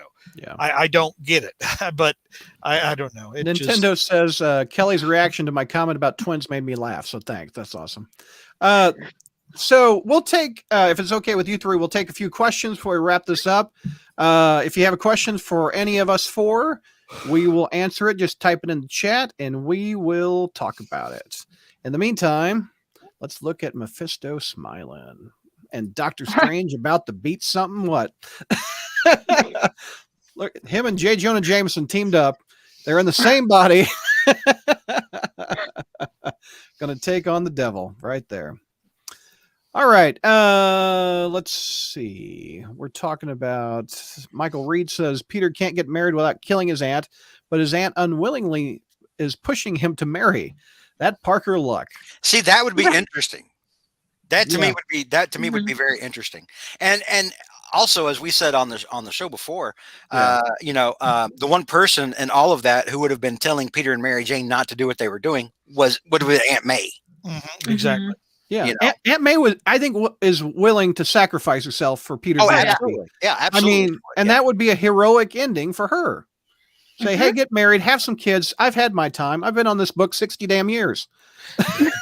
Well, yeah, I mean, but that goes back into how stupid the whole one more day concept was. I mean, it was just one of the, I honestly can't believe they would even have let that thing be published. It was just a travesty on so many different levels. Well, the only way they could get it published is because it's what the editor wanted. It's what the editor and the publisher. I mean, Dan Buckley crowed about how great One More Day was. Yeah. Okay, here come the questions. Must have been drinking Drano. Let's see. Anime Hunter wants to know, do you think Mary Jane remembers the deal? If Spencer is following One More Day in her deal with Mephisto, is that she'll let him do it as long as she remembers. I've wondered that too, reading that. Do you think Mary Jane remembers and No. trying to get Peter to No. pull it out? I thought originally that was what was going to be, that Mary Jane would remember, but then it became, I mean, and I think that, like, when, for example, that first time we saw the post Brand New Day world where Mary Jane just kind of sadly walks out into the elevator and goes down, that Mary Jane was going to remember, but then it became apparent they didn't have the balls to go in that direction. Yeah, because they wanted everybody to forget about that it ever happened, and would the MJ that remembers everything that went down, would she start dating a doper celebrity after that? I don't think she. You know what I mean? I really think what she whispered was to bring Harry back, because I still think a part of what makes him kindred is the fact that he was forced out of Limbo, out of or death, hell or yeah. whatever. Yeah. out of death into this role, and because it's Mephisto, he's not just going to be back to life normal, he's going to be a demon. So that's kind of what I see, but I mean, this is just me spitballing. So What if Stanley is like Wanda's kids and it's a devil kid? I mean, it literally, like, technically it has Kindred for a dad and Lily Hollister as a mom, so Stanley's gonna be pretty messed up. He's worse off than Normie, isn't he? Yeah, I think so. Real quick to kind of go off of what Kelly said, Yeah. which I kind of lost my train of thought now. No, Kelly, you were talking about, like, Harry coming back. There was, and this is controversial to bring up now, but there was a very great Buffy the Vampire Slayer episode where Buffy, it was the musical episode. And at the end of the musical episode, Buffy talks about the fact that she was in heaven and she was okay with being in heaven, and that her friends pulled her out of heaven, and that was messing with her. So when I was reading, with Harry stuff, that made me think back to Buffy being kind of pissed that she was cool in the hereafter, and now she has to live and suffer again. Right. Yeah. And that made me think. That made me see Harry on a different level. Maybe. Yeah. Vinkman, thank you again, man. That's awesome. Thank you so much. She has a question for us. Says, I never wanted to bring this up because I don't want to jinx it for everyone, but I've always feared about Spencer dealing with One More Day is that he's setting us up to think he's fixing the marriage, only to pull the rug out from us. Do you think he's got to do that, guys? I don't think. Number one, and we've all said it here, we don't expect the marriage to come back. We don't. I mean, Spencer, I think, is doing, is doing tremendous work getting them back together and going from that as a new status quo. He understands the importance of them together. Number one, but I still think Marvel Editorial won't let that happen. First and foremost, but so I think that's still a thing that's present. But at the same time, if you read everything, like again, Kelly and I have talked about it on this episode, the meta level at which Spencer is communicating. Yeah. I don't think it's going to be like a pull the rug out under them. I think Spencer absolutely means to finally deal with One More Day, get it out of the way so that it's not hanging over Amazing Spider-Man fandom anymore. Yeah. And I think that's the entire point of this, because he's already gotten them back together and shown why they need to be together. That's already happened. So I don't think he's going to pull the rug out from under us and that they're not going to get married. I think he's going to give us exactly what we've been wanting. I don't think he'll give it 100%. I don't think he'll get them married. I mean, yeah, he'll probably put a twist on it, but yeah, he's not going to give us the marriage back. No. And in his defense, I don't think he can. I don't think he can either. Yeah. No. I think he would if he go ahead, Kelly. I'm sorry. No. I was just going to say also the fact that the wedding issue of Spider-Man is so iconic. They're not going to redo another one. I know that like everybody, last time I brought that up, everyone said, oh, but that's the hot new, thing to do. But if you noticed every single issue with Batman getting married, Kitty and Colossus, they never actually got married. So I don't think we're going to get a marriage, and I don't think that they're even going. I would feel like Spencer would want to be respectful and not even hint at that. But I do think that like he's not meaning to pull the rug out from us. He's not trying to trick us. It's just he's trying to fix something. Exactly. His whole run has been fixing things. He fixed Felicia. He fixed what else did he fix? He fixed Peter not being a billionaire. He fixed Peter's fake degree. He went back and said, "Hey, go back to school and get your degree." He's on a fixing tour. He's the duct tape of writers. It's God's work he's doing. It's God's work. Yes, very good. He's doing God's comic book work. JR, what was your thoughts on that? Is he going to pull the rug under? Is this going to be an unsatisfying ending? No, I don't think so. I mean, we've all said we don't think the marriage is coming back. I don't even know if it's so much of an editorial mandate. It's like if I were editor in chief of Marvel at this time, I'm not sure I would bring it back, to be honest. But because one, I don't think I don't know. I mean, I don't think it'll make a difference in sales, but I do think that what Spencer needs to fix, and I think what he is ultimately going to fix, as you said, the fact that we have our hero who made a deal with the devil, and that's got to go away, because that's a horribly unheroic thing. I just wish all the rest of it could go away too, like the whole Civil War crap, because the whole thing, and again, which made part of what made One More Day such an awful story, is that Peter had done a lot of things, and One More Day was a way for him to escape responsibility for them, like revealing his identity, going on the run, which was stupid. I mean, again, that was stupid. But he did a number of things that he, in one issue, which Straczynski, rattled off all the things that Peter had done. He's going to have to face up and take responsibility for it. And then the deal with the devil, not only getting rid of his marriage, but absolving him of all that stuff he had done. That's not a heroic action. The hero faces responsibility for what he's done. So again, another reason why I said I just can't believe Marvel did that. You've destroyed your hero. You've destroyed this character.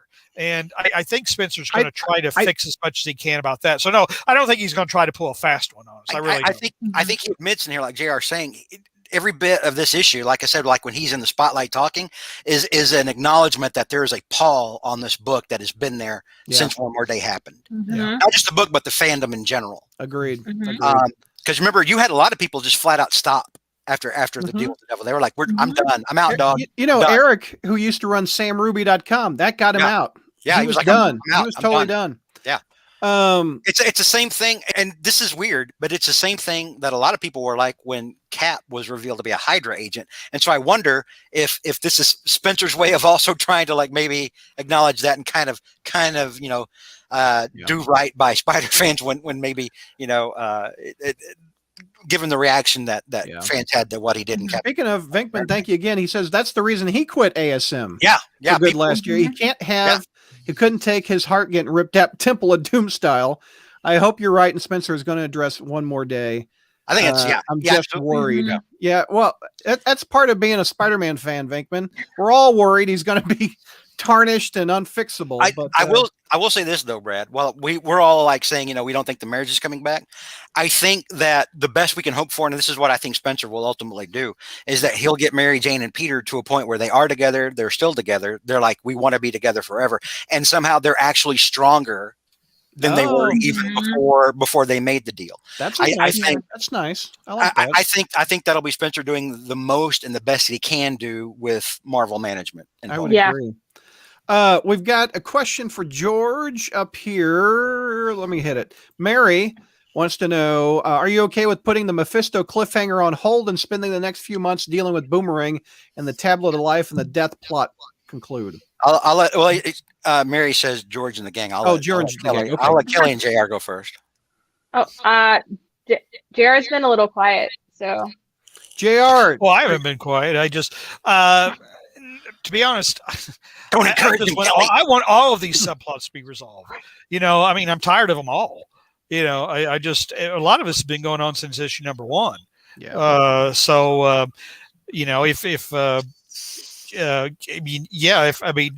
don't mind because the Mephisto thing is the big thing. That's the big story at the end. And Kindred, let's get rid of all these other little subplots first. Let's resolve them and then do the big one. Yeah. If the Tablet of Life means I get to see Hammerhead, Silvermane's head, the Owl, and others, like in a huge gang war trying to get to this thing first for the Kingpin, I don't have a problem with it at all because that'll be entertaining. Especially Spencer riding Silvermane's head again. Oh my God! Yes, inject that straight into my veins. Kelly, what's your thoughts on it? I actually am kind of wondering if Kindred doesn't have a part to play with the tablets. Oh, tying it all together, huh? Maybe. Yeah. That's a good point. Maybe. Yeah. Because it's starting to come together. Sorry, guys. No. You're fine. I was just saying it's starting to come all together, and it kind of seems like it's going to reach a head where Kindred's going to be playing Fisk the whole time. I just don't know why Fisk or any of these characters who want to bring somebody back from the dead. It's like, haven't you ever read The Monkey's Paw?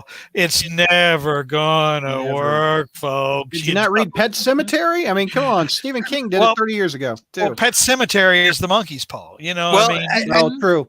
Yeah, but JR, with the egos involved at the same time, you can tell Kingpin, look, this is a Monkey's Paw deal. Kingpin's going to think he's too smart for that. Yeah, that's true. Definitely. We got ER says, I wonder if Marvel and Disney are getting to the point where they're not going to see comics publishing as it currently exists as worthwhile anymore and have an end date in mind. And if they did, perhaps the marriage would be back on the table as a finale. I could see that happen. I mean, we've talked about this before. Print's going away eventually. It is. It just is. I'm surprised it's still gone on as long as it has, because JR and I have been talking about this, the costs involved versus the ever increasing price, asking people to pay $10 for an issue, which I will never do. What if it wraps up one more day for $10? Come on, you got to go there. If it was the last issue of Spider-Man before that, before, for example, they went to digital and they were like, okay, Print's dead. This is going to be the last Spider-Man comic ever. And $10, that was the marriage issue. Sure, here's $10. Yeah, here's $10. Print comics, you had a good run. But we'll see. Well, go ahead, Kelly. Sorry, I was going to say I disagree with that slightly about the print being dead, just because it is print is changing and it is still considered a dying industry, but at the same time, especially with Yellow Shoes and Disney, because Yellow Shoes is their marketing team. They know Marvel is like that's basically publicity that they know that they consistently have for the movies and TV shows and merchandise and everything else. And Disney loves merchandise. I feel like out of all the other publishers, Marvel's going to be last to completely die, but I don't know if print will ever truly die. DC is coming close, aren't they? I've seen. Oh yeah, Yeah. DC will be the first to fall. I DC would will be the agree. first to go under. Yeah. Absolutely. I don't know that. I mean, and again, I mean, we've talked about this off and on and over the years or whatever. I think what will happen, and the thing is, though, I mean, it's like the death of print has been forecast, and it keeps getting pushed back. I mean, we've all thought it was going to die, but it keeps getting pushed back. And even this, I think, is what will ultimately happen, but it won't happen as soon as people think it will. But I do think eventually that the print will be licensed out. That Warner and Disney will say, well, why don't we just, it makes economic sense. It makes economic sense. Wait a minute. Why don't we license out the printing? And it's all gravy for us. We don't have to hire writers. We don't have to hire print. We don't have to do this. We will license it. They will pay us to publish the comics. And I think that's ultimately where it'll go. And to be honest, in a way, I almost hope it goes that way. Well, to be honest, because I would like to see somebody license the Marvel Universe to where the Marvel Universe is a digestible 12 to 15 titles, you know, back in the old, and you could be a Marvel zombie, you know, get them all. And you know, I to be honest, I wouldn't mind seeing that, because you know that if somebody does this, like, and they're talking about like DC, for example, supposedly, like Robert Kirkman. The big fan, a fan is wanting to buy DC or lease them from AT&T and be the publisher that is a fan.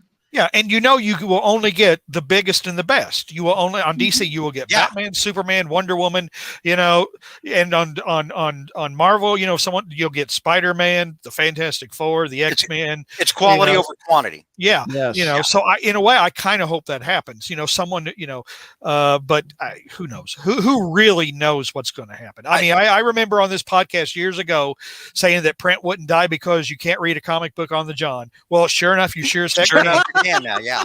You sure as heck. Well, I mean, you couldn't read a computer. You couldn't take a computer into the John with you and read it. But now you can. Now you can. So you know, who knows what will happen? I want to raise a quick point, and this goes back to what Kelly was saying earlier about keeping comics around because of the promotional value. Yeah. I would posit that the licensed stuff does more to promote the MCU and Marvel now than the comics do. Stuff like Funko Pop, for example. Video games. I think that itself is driving far more promotion than the comics do anymore. Like, well, George, we were talking about the video game with Mr. Negative. That damn thing is equivalent and probably brought in more money than the last Spider-Man movie. I guarantee you, I can find 10 people on my friends list on Facebook who watch Spider-Man movies, who buy Funko Pops, who know what Funko Pop variants are coming out for Spider-Man, who don't know one effing thing that's going on in the comic book. True. No, I mean, that is true. I think it's just a lot of times when people talk about print dying or comics are definitely getting phased out, they're not.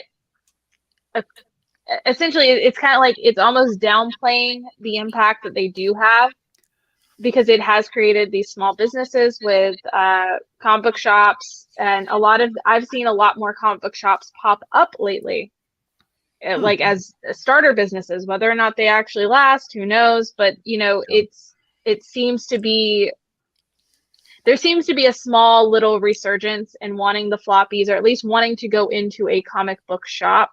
That I think still needs to be given some dues in this conversation, because eventually it's all going to go away. We know that, but I don't know if it's going to go, you know, like they said, it's not going to go away soon. And I kind of feel like it'll always be there in some form. There will always be those stories, whether it turns from like a 15-page floppy to a graphic novel every 8 weeks or something.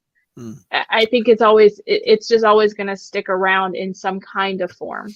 Yeah, I do think that you're going to have, and I mentioned like Robert Kirkman, for example, because that was, and again, some of these YouTube sites, they all just kind of feed off each other. Someone gets an idea, whether it's true or not, and everybody. But I think somebody like that, or somebody like, and I don't know Jeff Bezos from that, but I think somebody with enough money, there's going to be people who love the art form. The art form is always going to survive.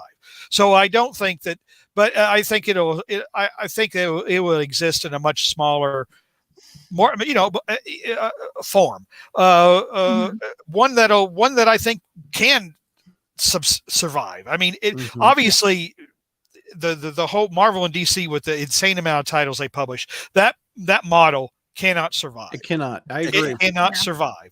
And it's ridiculous to try to get it to survive. But apparently, stupidity is, incompetence and stupidity are things that will never go away in American business. But I do think that some people with enough money who love comics will keep the art form and keep these characters in print somehow. Radiac is saying issue 900 will line up with Spider-Man's 60th anniversary, and they think it's too big of a deal for Marvel not to do anything with it. Oh, we'll have a crap ton of variants, and some storyline or another will wind up in coming to a fulmination at that point, and it'll be a $10 issue, and we'll have all kinds of bottom shelf stories or stories that push Disney products. Like, what were those fat little pig things? Oh, I know. What were they called in that? Zooms or Zooms. Yeah. Are those even a thing anymore? No, they're dead. Yes. Well, they're still big in Japan. Oh. Yeah. Is this book even selling in Japan? I don't know. Oh, Nintendo says Sam Ruby was shut down twice. The second time was the finality of it. Yeah, I remember. Eric couldn't take it after that. I remember. George and the Gang sounds like an 80s band. What would be our number one hit? JR's on the loose again. I don't. Goblin Gliding.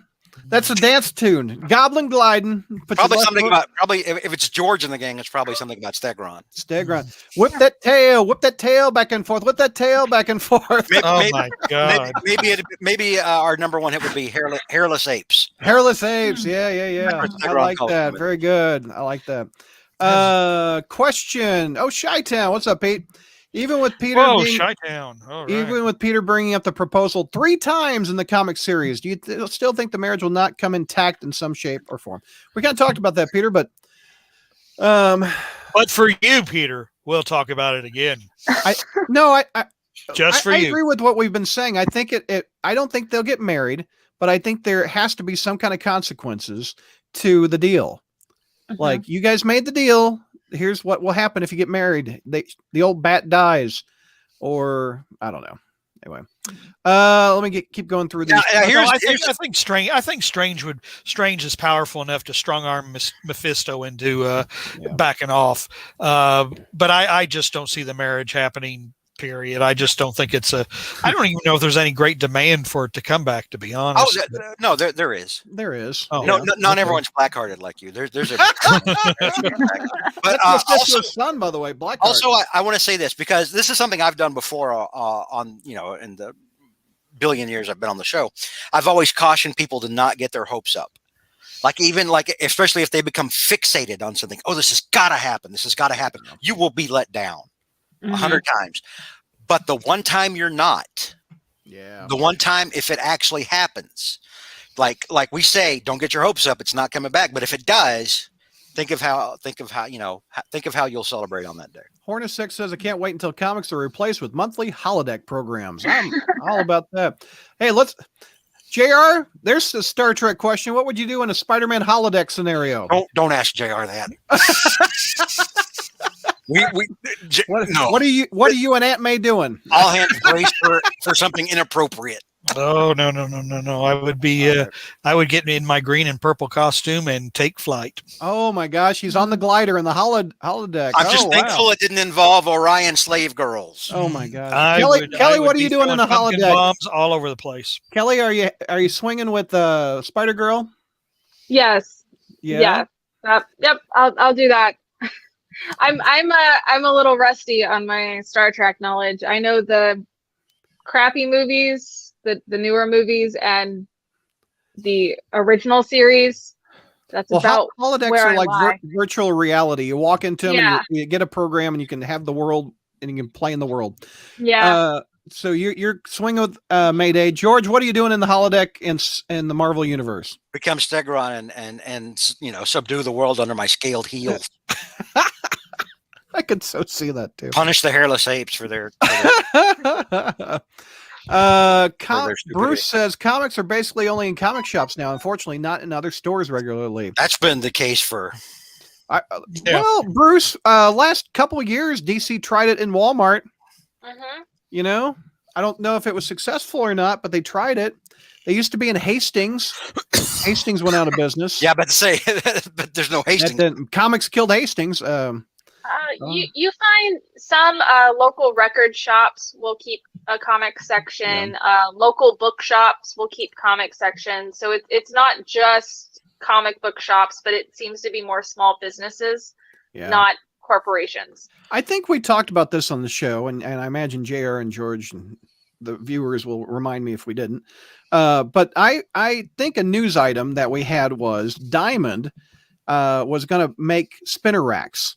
And they were going to have comic shops rent out spinner racks and put them in gas stations and put them in various stores. And they would be in charge of stocking the books in those spinner racks. And I don't think that program ever went anywhere. Gas station's not going to have a spinner rack inside it. It takes up too much space. Yeah. Everything is maximized in there now for crap that people actually need. There's that and candy. I mean. Well, the candy is an impulse buy, and so are comic books. They were when I was a kid. There haven't been magazines in 7-Elevens for how many years now? Oh, is there not magazines in gas stations anymore? No, I was just in like a Speedway, for example, and couldn't get a small bag of Fritos chips or whatever because we don't carry those in our stores anymore. I mean, Fritos. Yeah, I mean they'll carry the bigger bag, but anyway, I don't. But it's just the thing is you can't rely on anything being there. It's like everything is there for a purpose, and if for whatever reason either it doesn't earn its space or the head corporation makes a decision, boom, it's out of there. I mean, so there's no way comics are. Well, I mean, you have to think about kids. Kids aren't going to buy comics. Number one, kids aren't buying comics anyway. They're spending all their money on bubble gum and Molly. Video games. $4, man. So they're gum and what? I missed it. Molly. Oh, good God! I mean, George. I mean, my 6-year-old nephew is more than happy to take my money or his grandparents' money to buy comic books. Yeah, but that's because he's probably got somebody in his family who's like encouraging that. Like an aunt. I mean, like an aunt, for example. Yeah. Now here's the question. If we're talking about kids and money, Kelly, what could your nephew get for $4? You get like 4 candy bars, can't you? He no, because tax. So 3 candy bars. I mean, what would, as a kid, 1 comic book or 3 candy bars? What are we getting? They're getting the candy bars, right? They're going to save their money and get a video game. That's what they're going to do. Oh, that's true. Yeah. That's. I will say that is his big thing. He's been wanting because no one has the Miles Morales game for PS4 at all. It's all for like the game for PS5 is everywhere, and there's no PS5s, but the PS4 game is completely sold out. Yeah. Bruce says newspapers, same argument. You can read them online, but enough people still want the physical newspaper. Thankfully, there are a lot of people who still want the physical comic books. But they're not adding to that, Bruce. The younger generation aren't asking for the physical comic books as much as our generation did. So we're 20 years, you all? What do you think? 20 years? Does comics have 20 years of print left? Even me. I mean, Brad, I'm old enough to remember the heyday of print comics, right? Like me, you, JR, we're old enough to remember that time. The 80s. I don't even go into the comic book store anymore. Yeah. I don't. I have too much crap to do. Work keeps me down, working for the man. The man squeezes the blood out of me like a stone. Yeah. I have a very finite amount of time to do things with. I'm running 4 D&D campaigns. I got to be on the podcast, Yeah. And I just don't have time to do a lot of the things I used to do when I was going to a comic book store. Sad. I mean, that's just true. Hornacek says issue 900 would be the marriage of Carly and Overdrive. I'll kick you in the Tic Tacs. Hornacek says George and the gang's #1 hit, Stuck in the Crawl Space. There you go. Stuck in the crawl space with you. Stuck in. Mary has a question. Brad, do you think you'll ever get the chance to interview Nick Spencer on the Crawl Space? What would you guys ask him if you could? Well, he's watching right now. I wish you would just join the chat, Nick. Come on, man. I know you're out there. I don't know if he's still watching. He may be rewinding the part where we talk about how awesome number 60 is. He may just be rewinding that part over I and think over. the editors say, "Hey, Nick, you can't go in the Crawl Space, but you can put the word in there." And he's subliminally talking to me through the book. But Mary, I have tried to get Nick Spencer. That's like Manson thinking the Beatles were talking to him through the White Album. I've rewound the comic book. I hear things. No, I've tried to get Nick Spencer on the show multiple times. Peter, Chi-Town Spidey, Nick Spencer went to Chicago dressed as Spider-Man. Had Nick Spencer hold the "I love the crawl space" sign. I have evidence of Nick Spencer loving the crawl space. He's holding a sign with a heart. Does he actually give a lot of interviews to begin with, though? He does not. That's what I keep coming back to. It may just he may just not be an interview guy, and if that's the case, I mean I understand it. I get it. But he told Peter, "I'd love to. I'd love to be interviewed on the crawl space." So, I'd love to be an astronaut. It's not going to happen. So, Mary, I want him on. He's got an invitation. He obviously is talking to me in the panels. He has an open invitation to come on. Maybe on his exit interview of the title, he can talk, which I suspect might happen. But he is one of my #1 gets. I would love to have Nick Spencer on the show because we would just go around and praise him, I think. And JR will be absent for that episode. But Mary, yeah, I would love him to be on. So. Well, I mean, the panel hasn't interviewed somebody when you do an interview since a long time ago. No, that's true. That's true. So it would probably just be you and Spencer. It would probably be me and Spencer and the viewers. There you go. And Kelly and I couldn't tell him how much his run means to us, which is sad. Well, we could be in the chat. You could. Vinkman, thank you again for the super chat. Question for Kelly. What are some of your all-time favorite Mary Jane outfits from the comics? You I know you're going to say the sparkly silver one because you did that in cosplay. Yeah, I do like the sparkly silver. I still want to figure out what happened to the physical form of her wedding dress. So the wedding dress is one of my favorite outfits. I think Mephisto canceled it. I don't think it exists anymore. Wait. Are you telling me that Cascada just took the dress out, like this iconic, one of a kind Willie Smith dress? Cascada burned it. And just burned it. That was his pitch to everybody. He was like, "This is what I want to happen," and just burned it in front of everybody. That was at a meeting. We don't know. That was at a meeting. Yeah, it was at a meeting. Destroying Dreams is on brand with Crusader. Yeah, attracts. Yep. I like. It really does. That's really sad, actually. Her first appearance, like her splash page in 52, is a good one, and I don't know. I mean, she has some wild outfits. Anytime I see something that is just straight up tacky and sparkly and crazy looking, I immediately think that it's like Mary Jane should be wearing it. Like the fact that she hasn't worn any crazy outfits in the last 30 years at this point is just a straight up abomination. Like she is, her style is crazy. And there's some crazy styles nowadays, so people need to start.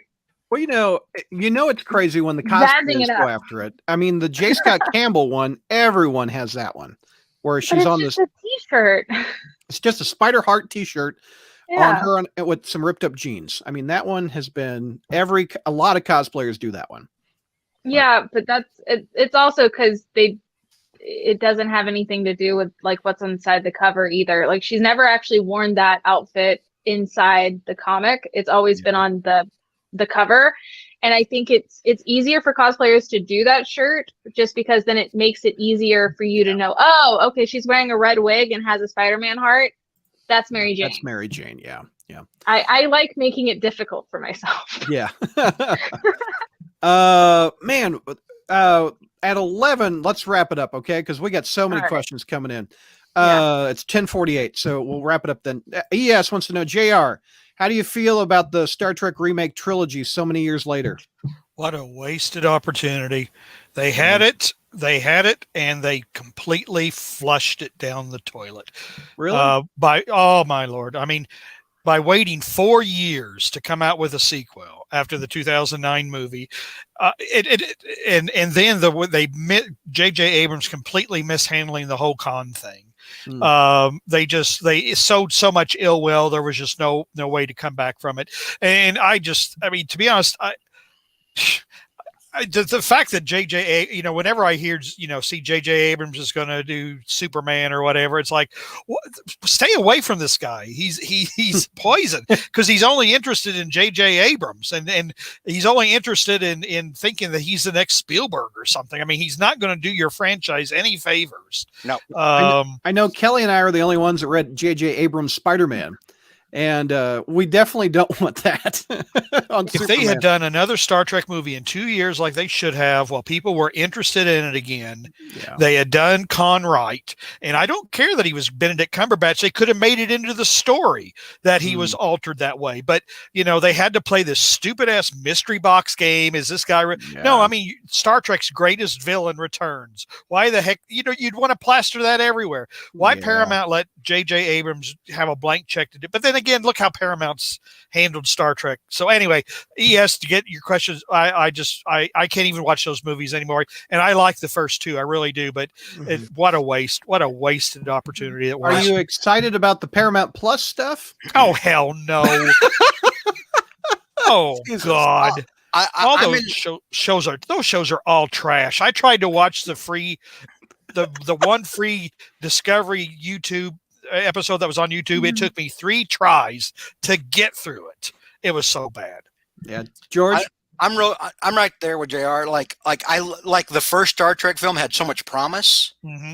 The first one that they did, it really did. I mean, like, I was excited about it. I remember I went to go see it with my friend Chris, who's a huge Star Trek fan, and at the end of it, he was crying. He was so excited. He was like, "Oh my God, this opens up so much potential and so many doors." And then they just shit all over it. Mm-hmm. And I remember reading Orky and Kurtzman before number 2 came out, and they're like, "Well, the Khan stuff is there. How do we not go play in that sandbox?" And I'm like, by acknowledging that it was already done by people who did it better than whatever you're going to do. Mm-hmm. Yeah. Number one, because I mean, like, Ricardo Montalban is just too iconic as Khan. You don't replace, even with Benedict Cumberbatch is great. He's no Ricardo Montalban Khan. No one is.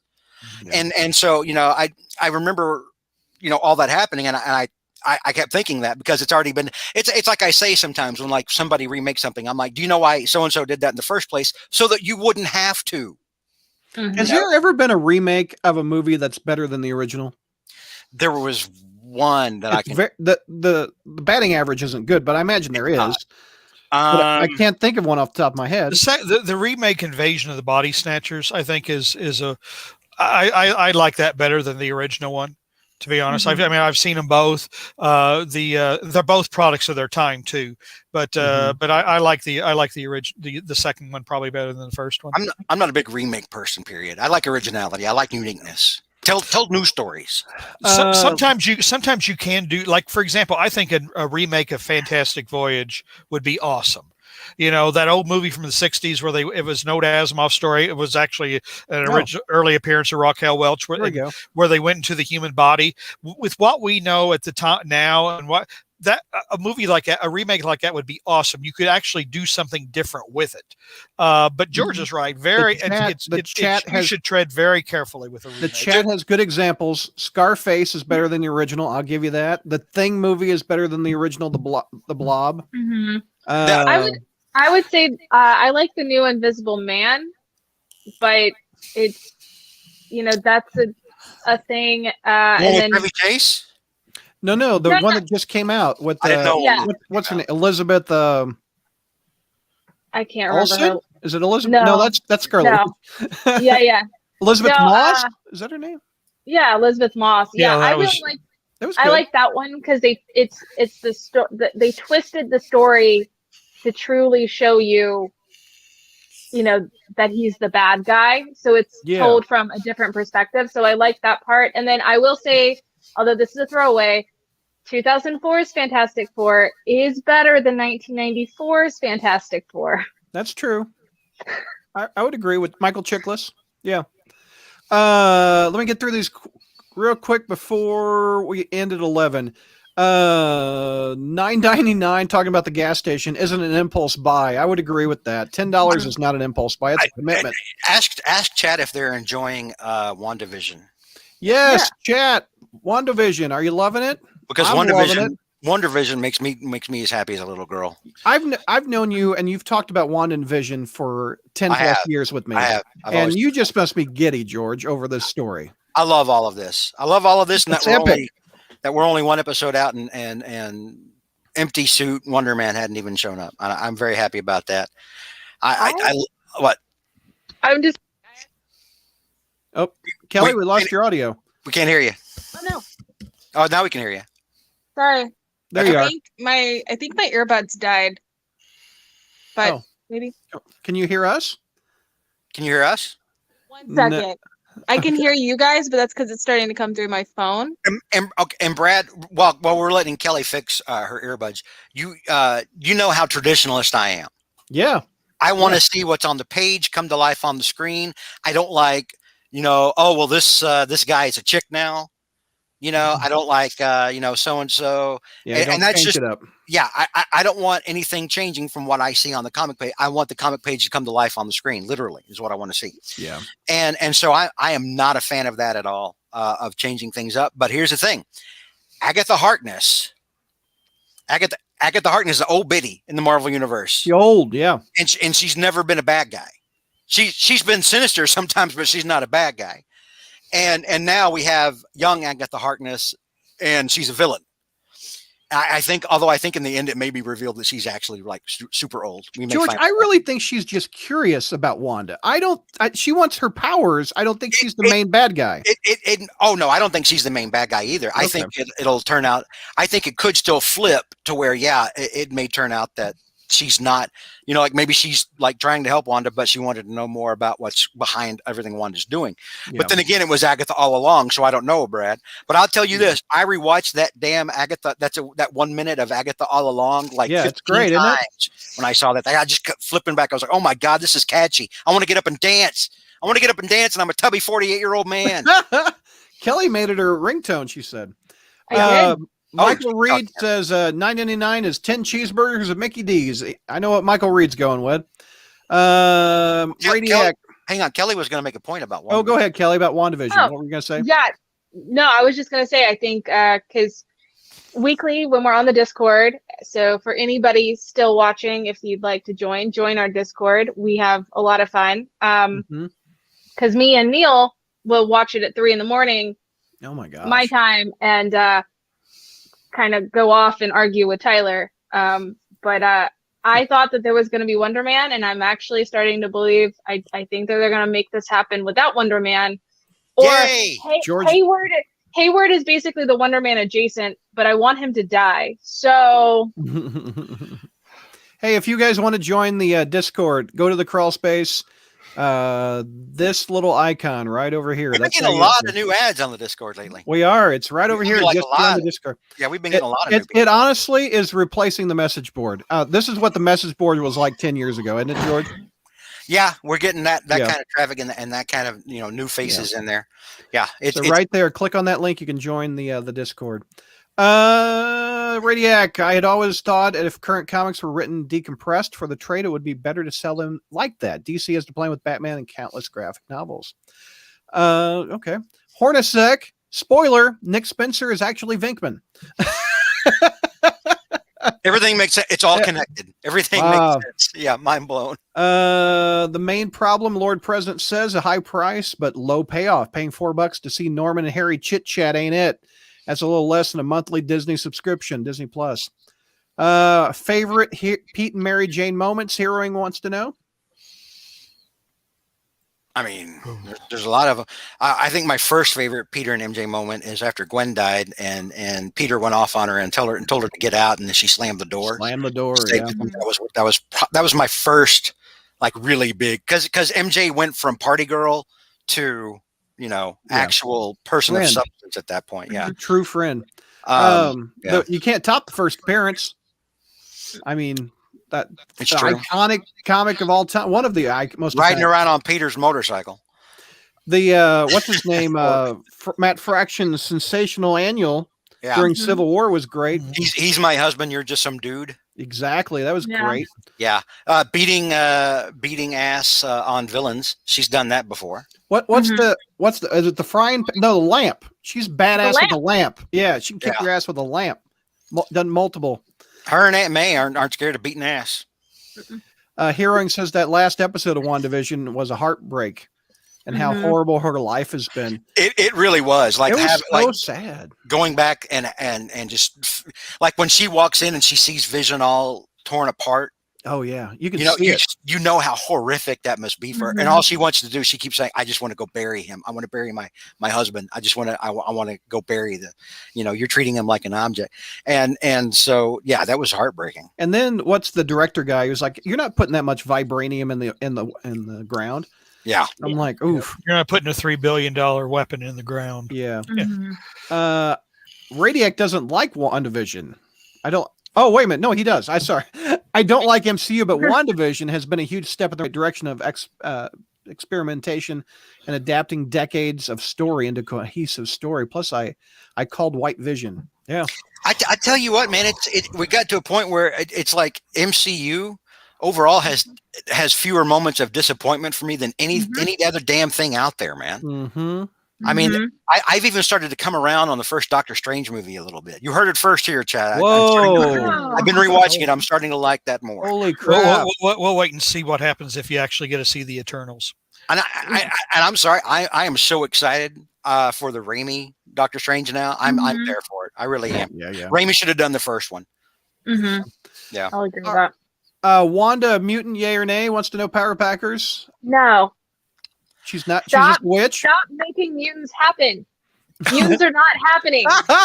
Leave it alone. I am so because that I think my thing is I was so like visibly moved and horrified and traumatized from this last episode of what happened to Vision that when all of my friends came popping up going, oh, but that means a mutant because see, her witch powers are her mutant powers, and that also means that Pietro is a warlock, and that means he also has powers. And I was like, so that means what you think that Wolverine is going to be popping out of ASM Coven like Misty Day? Like, no, like stop it. We're not doing that. Like, yes, mutants will be there at some point, but I think that that's going to be like a Secret Wars kind of movie somewhere around phase 5 or 6. Yeah. We're not doing that. We've got one more episode. It's not happening. Let it go. Vinkman says Kelly is so done with mutants. Mutants need to be shrunk down and focused on just one core for a good long while. It needs to be just one team. But here's the thing. I mean, once we get the first X-Men movie, we're going to have mutant shows on Disney Plus. We will. And that'll be fine. Yeah. It'll be absolutely fine. Give me a Kitty and Colossus show. You'd love that. Plus, yeah. I'll watch it. Last question from Mary. What were your favorite titles of February besides Amazing Spider-Man? And Immortal Hulk is always good. I think that's just going to be me and Kelly answering that because you two don't read anything but Amazing Spider-Man. That's it, right, guys? I'm done. There's been too many times when somebody's like, "Oh, you ought to pick this up. It's doing good," and I read it, and it's like, you don't even understand the character. This is garbage. And I'm just done. Brad's done that with me with Doctor Strange before, and I'm like, Marvel and print does not understand Doctor Strange. Nick Spencer apparently understands Doctor Strange. Kelly, what's the last good book you read besides ASM? Honestly, like I said in Satellites, I really enjoyed Deadpool issue 10. I know that it's not, the most perfect Deadpool or the most perfect story, and there's a reason why it didn't sell. But I think Kelly Thompson finally got the voice down and got the idea of mixing zany with good action. That I really liked it. But of course, there was Jeff the Shark. And, if we could just get a Jeff the Shark series, Yeah, I'd be Jeff fine. the Shark is awesome. He's a walking, talking little baby shark, George, that Deadpool hangs out with. It's awesome.